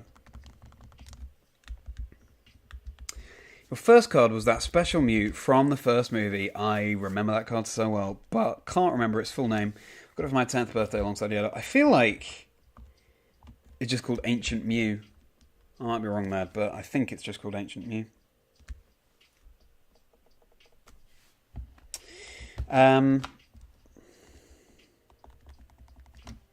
This cable is not quite where we want it to be, and it's making the Game Boy go off at a weird angle. There we go. There we go.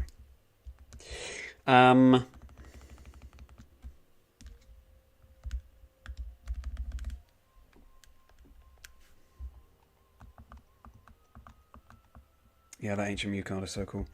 Rachel, you didn't start collecting cards until the World Championships in London when you got those free packs with your Spectators Pass. But my boyfriend has a huge box of his original cards, many first edition Machamps. Wow. That's quite a thing to have collected.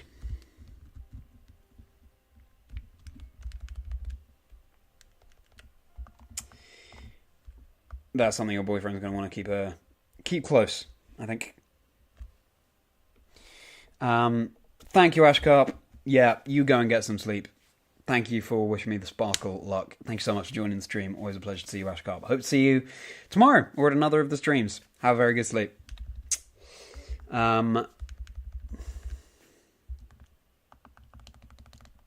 Yeah, so it might have been a different card, Damien, but still. Ancient Mew promo card. Incredible. Whether it was your first or not. Didn't keep any TCG cards from your childhood. So can't really remember. Only know it was a Generation 1 Pokemon for sure. Shame we didn't keep them. I think so many people these days are kicking themselves because they had traded away or somehow got rid of a shiny Charizard, which obviously is worth so much money these days. We definitely had one. And I remember trying to look for it and couldn't find it, but maybe we still do. Maybe I'm just looking in the wrong place. I'd love to find that again. Looked on eBay. Ancient Mew, yes, thought so, Damien, yeah. What a card. Do I play the TCG at all? I don't, but I was tuning into the NEIC TCG Masters Finals. I was really enjoying it. The casters did a really good job of making it accessible. So yeah, I was enjoying watching along. There's still so much that I would need to learn about the TCG. But also through doing the podcast, of course, I get to talk to some TCG players, casters and so on. And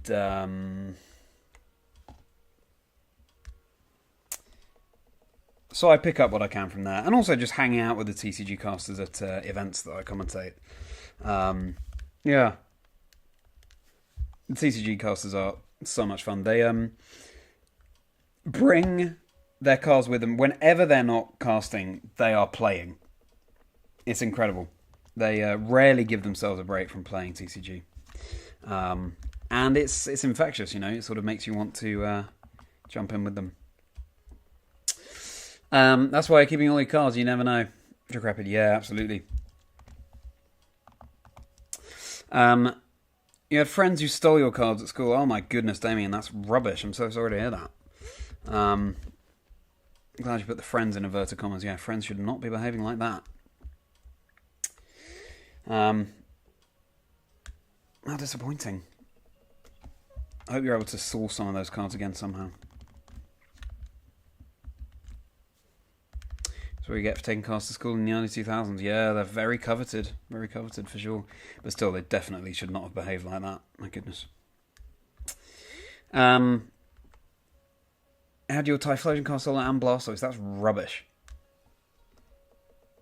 Great cards as well. Again, so sorry to hear that. TCG casters are great. Oh, you started to play TCG recently, Rachel. Very cool. So you play VG, but you're now dabbling in TCG.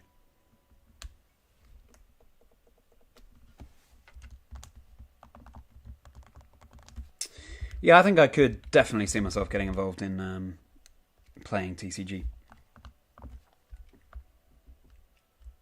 I'd love to give Go a go as well. It's just getting those competitive Pokemon. Competitive ready Pokemon in game. 6,300 encounters, everyone. Another milestone reached. So today we have done approaching...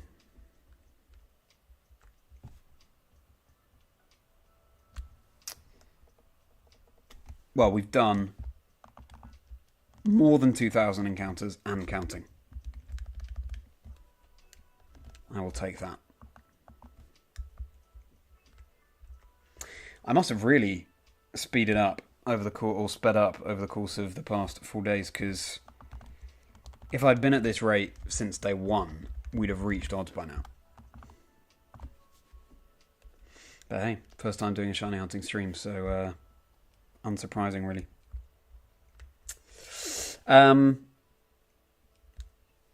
You know, some people in TCG, but it's too confusing for you. Fair enough. Well, you'll get to know them the more you watch. You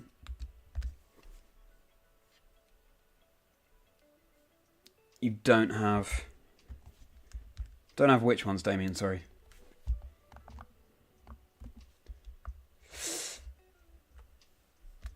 You grew up in the school's banning cards area. Yeah, fair enough. I think my school might have done that as well.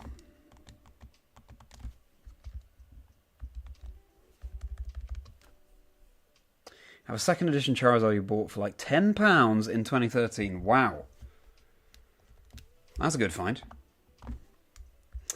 You attempted to compete and go at EUIC for a bit of fun. Yeah, that would have been fun.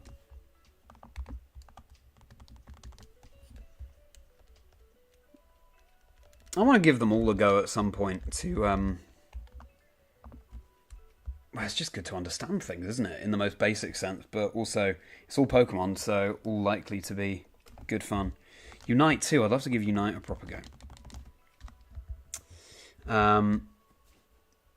You're not too well versed in TCG Taiki, but there's a lot of cool art out there. There certainly is.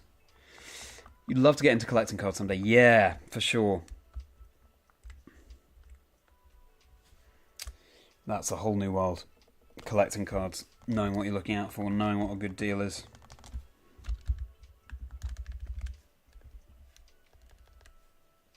So, yeah, VG was your first, Rachel, but started playing TCG and Unite. Just fun to play co-op and try new games. Different genres, yeah, absolutely.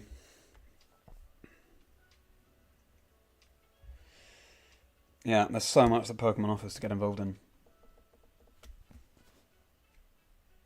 VG is your comfort zone, though. Yeah, makes sense. Makes sense. You tried shiny hunting on a dead battery Pokemon Emerald. That was a mistake. Well, I think, though, having a dead battery in Emerald shouldn't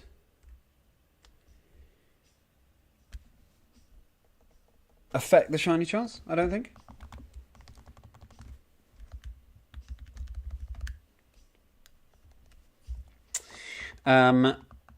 You did manage to get Pokemon cards back in your school back in the day. Probably banned now. I don't know. Interesting to know what the view is on Pokemon cards in playgrounds these days. I have no idea. Might as well play Pokemon Dash. Yeah, why not? Pokemon Dash. Wow, I haven't heard that in ages. We can start a Unite team together. Yeah! The Chazingdra Unite team. We can all unite and play that together. Absolutely. I was saying earlier, by the way, that I do have a Discord community set up, and the link is in the description of this stream, but I gather that the link is now invalid. I needed to set up a link that doesn't expire, so I'll be doing that as soon as I can, so that we can all hang out on Discord and communicate that way. Stay in touch even when I'm not streaming. When the regionals are on, all the games are playing in your house. Really? That's so fascinating. Your mum loves Go and Unite. You're always watching the VG, and in between we watch TCG sometimes. That's really cool. It's cool that your mum is so involved in watching the streams as well. Bet you have loads to talk about on a regional weekend. How come your mum got into Go and Unite, Rachel? We could give it a shot, yeah. I'm not sure when I'd play Unite, but I'd like to give it a go at some point. Go and Unite, you want to mess with more? Well, yeah, makes sense. I also know very little meta-wise about those two. I really enjoyed... I didn't catch it for NAIC, but they did that preview show before EUIC. And I did have that on in the background while I was actually having to find a shiny Alolan Executor while I had that on in the background, which was really cool. It was an outbreak, so really rare outbreak to have. And I watched that through, and it was interesting hearing the meta in the other games. I think especially Unite, I was around when that bit was on, and really interesting to hear the thoughts from the casters there.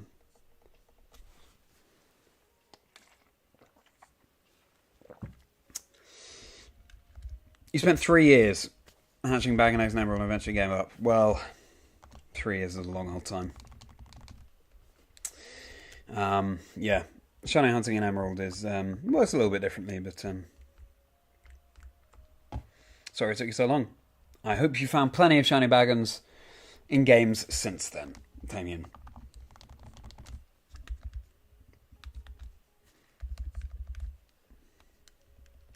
See what I did there? Oh yeah, with the Unite thing.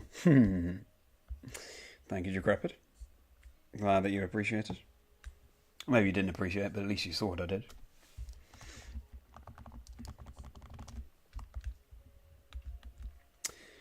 Your Discord is on your laptop, so you could always DM you on X with the link. Yeah, I've got to get that link set up again, but I will make sure it's working in future stream broadcasts.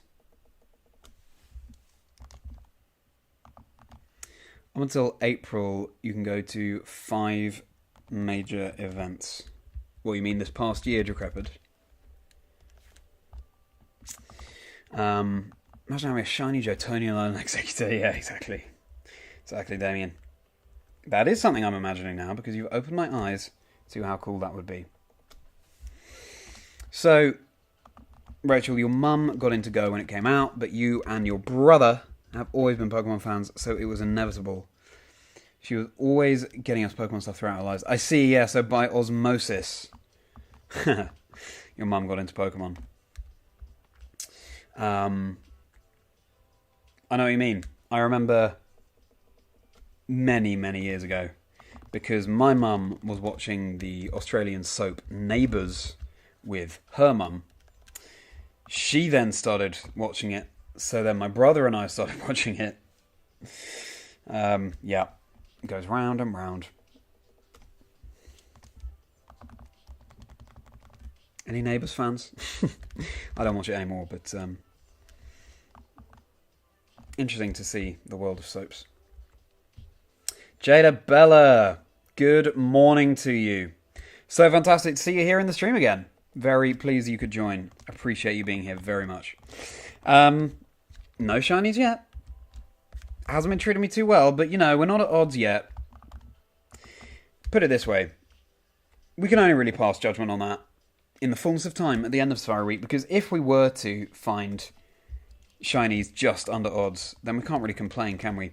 I'd rather have like a few shinies at 7,000 than one immediately and then have to wait like 15,000 for another shiny, you know? It's all perspective. But we're having a great time hanging out. We've been talking about the TCG and other Pokemon games. So from now until April, the holidays reset in April. Oh, I see. So it's just getting time off work to attend those events. Jada Bella, how has Safari Week been treating you? You've just woken up, but how's it been going for you so far?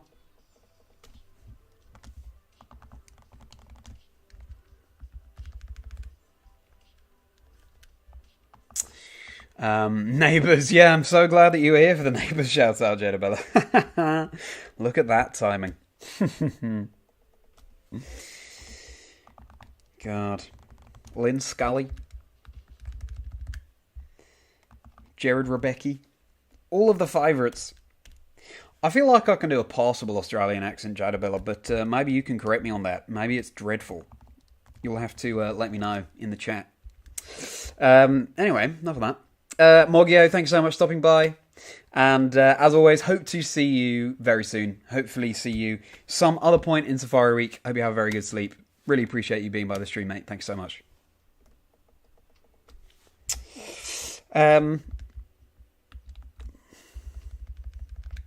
Your mum fell asleep watching Pokemon the first movie. Well, I can see how it's not so targeted towards parents there.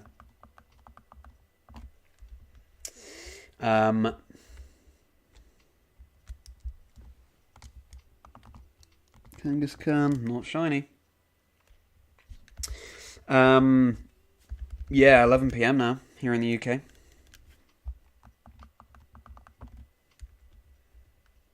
Glad that when you wake up, there's shiny entertainment for you, Jadabella. What with all the streamers around the world, there must be 24/7. Shiny hunting, Safari Week entertainment. Might get all of them on the last day of Safari Week. True. I might get all of them on the last day of Safari Week. That would be epic. But hopefully it's a bit more spread out than that. And you've just got that Wooper, but nothing else yet. Well, Wooper's a great find, and it's good to have got your Safari Week off to a good start. With a shiny there. Such a cute Pokemon. In fact, I remember when I was messaging Kyle Quick Panic about recording with him for the podcast, I found a random shiny Quagsire in Scarlet. So that was all thanks to him. Providing me that shiny luck. He hasn't provided me any shiny luck this Safari Week though, so, you know, just saying. Thank you. I'm glad that you think that my Australian accent is passable. I did go to drama school, so I have some practice in doing various accents. I am an actor by trade. I'm sure I can work on that Australian accent and make it much better, but there you go. You know, some Australian, it sounds accurate. Oh, great. Thank you. I'm glad to hear that from you, Jacrepid. You do have a shiny Unovan Hisuian Samurott in Legends Arceus. Unovan Hisuian Samurott. This is something Damien's been teaching us about, Jadabella and everyone else who's new in chat, that you find a Pokemon in its native generation, you then trade it up to where it can have a regional form and then evolve it there. So it's Unovan Hisuian Samurott. Cool concept. You told an American streamer that Australia are in winter and he was short. Yeah. It is so strange to get one's head around. Jadabella, enlighten us. At this time of year in Australia, roughly what's the temperature? Right there. Is it actually cold? Because I just don't really equate Australia and cold. But let us know.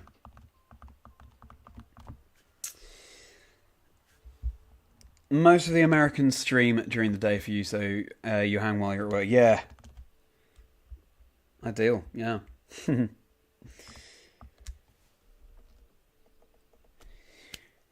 Yes, Rachel. Oh, yeah, really humid tube office tomorrow. Well, tube to the office tomorrow. Thanks so much for your good vibes and luck, Rachel. Appreciate it. Have a very good sleep. Thanks so much for stopping by, and good luck for your humid tube journey tomorrow. Cheers, Rachel. Shiny Hunter, not a shiny finder, yep. There you go. I believe you were helping Kyle with an Australian accent, weren't you, Jadabella? He told me in the episode that we did together that there was an Australian who was helping him with his Australian accent. Wondered if that was you. What about the Australian accents in Xenoblade Chronicles? I have not played Xenoblade Chronicles, I'm afraid, Damien, so cannot pitch in there. Now, we could reset this fire red, but we're probably going to stop streaming relatively soon. We're going to get to 6,500 and then probably call it a stream there.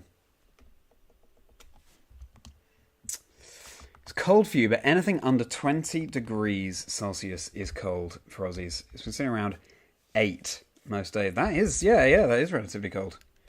Even for UK people.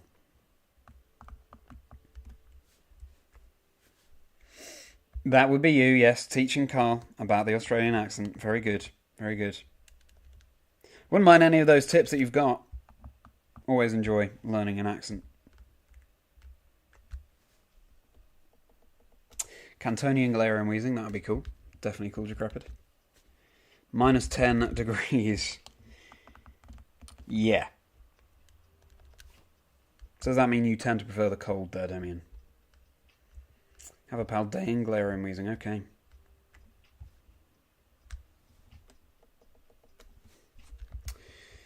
Alright. So, 58 more encounters.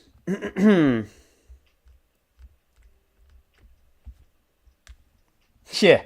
It was cute. I think it, it didn't come out immediately in the episode. I think it was in the bonus, the Patreon bit, where he mentioned that. Because we did a bit, right, where we tried to do impressions of each other.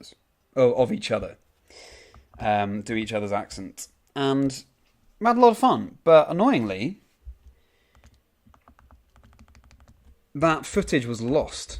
My footage, from the bonus bit was lost. So, fortunately, we had his, and that's why people are tuning into the bonus bit. But it did mean that I wasn't able to play the impressions that we did of each other in the episode. Because, yeah, my footage was lost, so it wouldn't have made any sense. So it's a real shame. Would have loved to have shared those with you all. And there are impressions that need work, don't get me wrong. Yeah, I know, Jade. 20 degrees is your max temperature. That's relatively low, actually, decrepit, but I know what you mean, being from the UK. Some of us aren't built for heat. I think I'm more built for heat than some, but...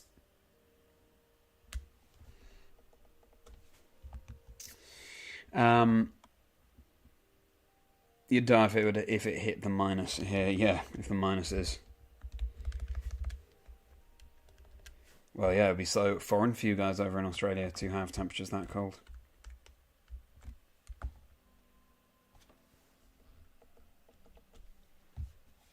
It's like minus 40 in Finland. That is crazy. Minus 40. I cannot comprehend temperatures that turn. Huh. It's got my words now.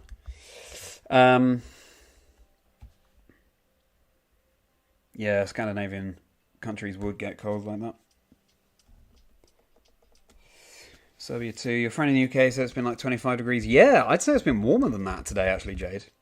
It's been pretty humid, though. The sun hasn't been out, so it can be tricky for some. But...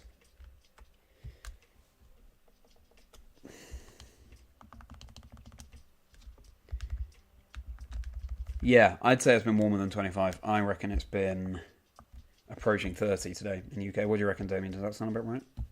About right. Not just because UK houses hate... Yes, UK houses are not built with aircon, so... I think that's something people from other countries, America and so on, can find difficult to comprehend, that there's no aircon in buildings here, as a matter of... course.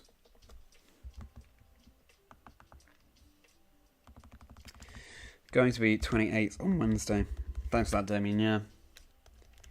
Also, of course, my complexion doesn't lend itself so well to the sun, as you can probably tell.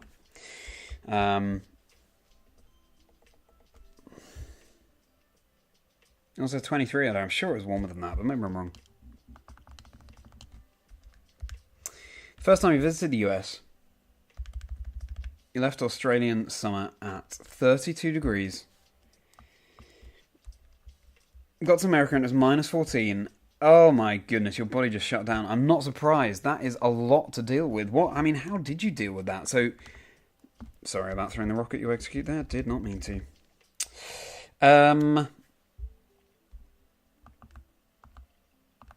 So you were packing in the baking heat. But were you packing all your scarves and your gloves? That's so... I can't get my head around that. Wow.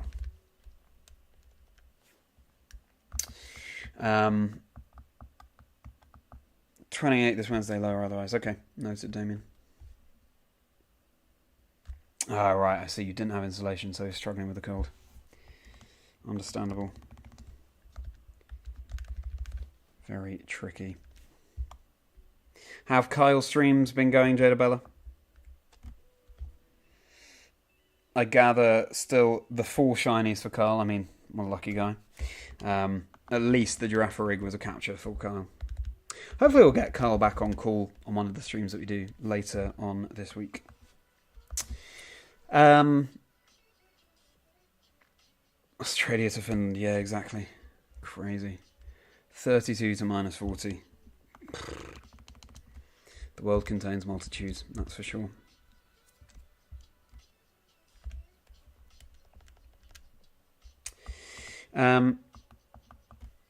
Bought like a snow jacket and stuff, knowing it'd be cold, but you were just wearing track pants and a hoodie on the planes when it got off. And oh no, yeah. Must have been freezing, oh my goodness. I can't, yeah. Never been to Australia. I would really like to. We might have distant family there, actually. I can't remember.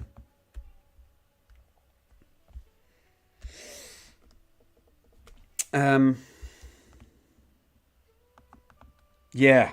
I'm so happy that Carl got the giraffe as well, Jade. No, I don't think he has found anything else. At least he's found some things. And we did have Shadow in chat earlier, who was shiny hunting yesterday and today, not in the Safari Zone, in Legends Arceus and in Let's Go Eevee tonight. I recommended she shiny hunted Porygon. Found a shiny Pidgeotto tonight and a shiny Vulpix, and last night found a shiny Ursaring. So I'm just giving out the shiny luck, apparently. Australia Worlds 2025. I'd love to come over for a regional. I would love to. And if I do visit, then yeah, I will be in touch. I appreciate the words. Don't have OCIC anymore. Yeah, it's a shame. It's a shame. Maybe it'll come back at some point. Alright then, guys. Oh, I didn't mean to throw a horrible there. Very annoying. So, we've reached more than 6,500 encounters. Magneton broke out. Is watching carefully. So,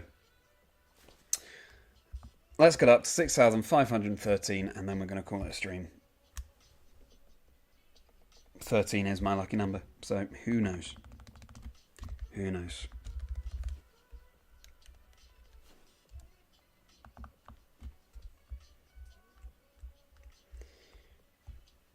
Yeah. Very warm. I mean, Hawaii is going to be very warm as well, so that is just symptomatic of the time of year that they do that. They do Worlds.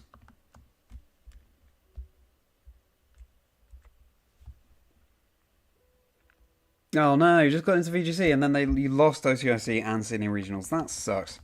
Your lucky number is also 13, Jade. Very nice. Very cool. For me, it's because my birthday is Friday the 13th. Or I was born on a Friday the 13th. And it's just come from there. Also, I love the Lemony Snicket books. Don't know if you read those when you were younger. Series of unfortunate events. Anything that's about bad luck. I just like to turn it around.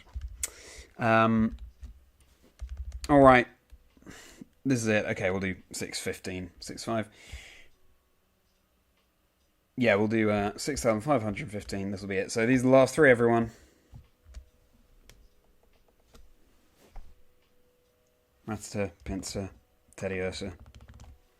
Because it's me, we're going to do a bonus round of 3. Here we go. Let's see what we got. How come it's your lucky number, Jadabella 13? You just go into VGC and the local changes have put me up from 2 locals to 3. Nice. Good to hear. Apom, Nidoran, Rattata. No shinies. Trick the game. You really like Let Me Stick It? Okay. Nice. Good to hear. Such a good book series. I loved it when I was younger. I did do a reread of that series, actually. Alright then, guys. So, Jay, looking forward to hearing why 13 is your lucky number. But, that aside, thank you so much for tuning in. Thank you for hanging out with me during the stream. Had really, really lovely people throughout the stream, jumping into chat today. And I hope you enjoyed it. Obviously, we have no shinies, but, you know, the odds are what they are. So, I'll be back tomorrow. I'll be back hopefully every day of Safari Week, and we'll see what shinies we can find. We are nearly at odds now, 8,192 are odds. We're going to reach odds tomorrow. Hopefully, we won't go too far over odds before we find a shiny. I was calling this out earlier. I have a Discord community, Chazindra's Chocolate Factory. There's a link down in the YouTube description. The problem is, I gather that the link is now invalid, so I'm going to be refreshing that link as soon as I possibly can and making sure that that link doesn't expire for people to hop on in, because it'd be great to be able to hang out with you all even when I'm not streaming, you know? We can share shinies we're finding or competitive Pokemon that we're playing and things like that. It would be great to see you there. If you would like to support me on Patreon, then that would be hugely appreciated as well. The link for that is in the description, and that will be working, or it should be. There you can find bonus material from my podcast, Chazingdra Chats. I do 15 minutes or so of bonus questions with my guests, like I was calling out to Jade there with talking to Kyle for Kyle's episode. And we tend to go a little bit deeper with the guests than we did in the main episode. We realised that we've barely scratched the surface. So it'd be great to have your support over there so I can continue to stream and do things like this, create content. And of course, you get the perk of getting a little bit of extra time with Chazingdra Chats there as well. Make sure you're following over on all the socials. Do like and subscribe on YouTube. I know you hear all this stuff all the time, but it really does go a long way. And it would mean a lot to have your guys' support. I hope you've been enjoying these streams, and I've certainly been enjoying hanging out with you. So like and subscribes and comments and all that would really go a long way. And so, with all that said, let's just take a final look at the chat here. Yeah, every little helps, Trick Habit. Exactly, as a certain shop said. Nice shout out to Damien there. You used to play soccer. It was the number you were always given 13 because you were unlucky for everyone else. Well, that's good. That suggests that you're very good at soccer. So, good going there, Jade. Back just in time at the end. Have a great night. Thank you so much, Casey. I hope you have a great night as well. See you soon. Have a good night, everyone. Thank you for manifesting a shiny for Mataki. I very much appreciate that. All right then, guys. Thanks so much. See you very soon. Have a very merry rest of your day.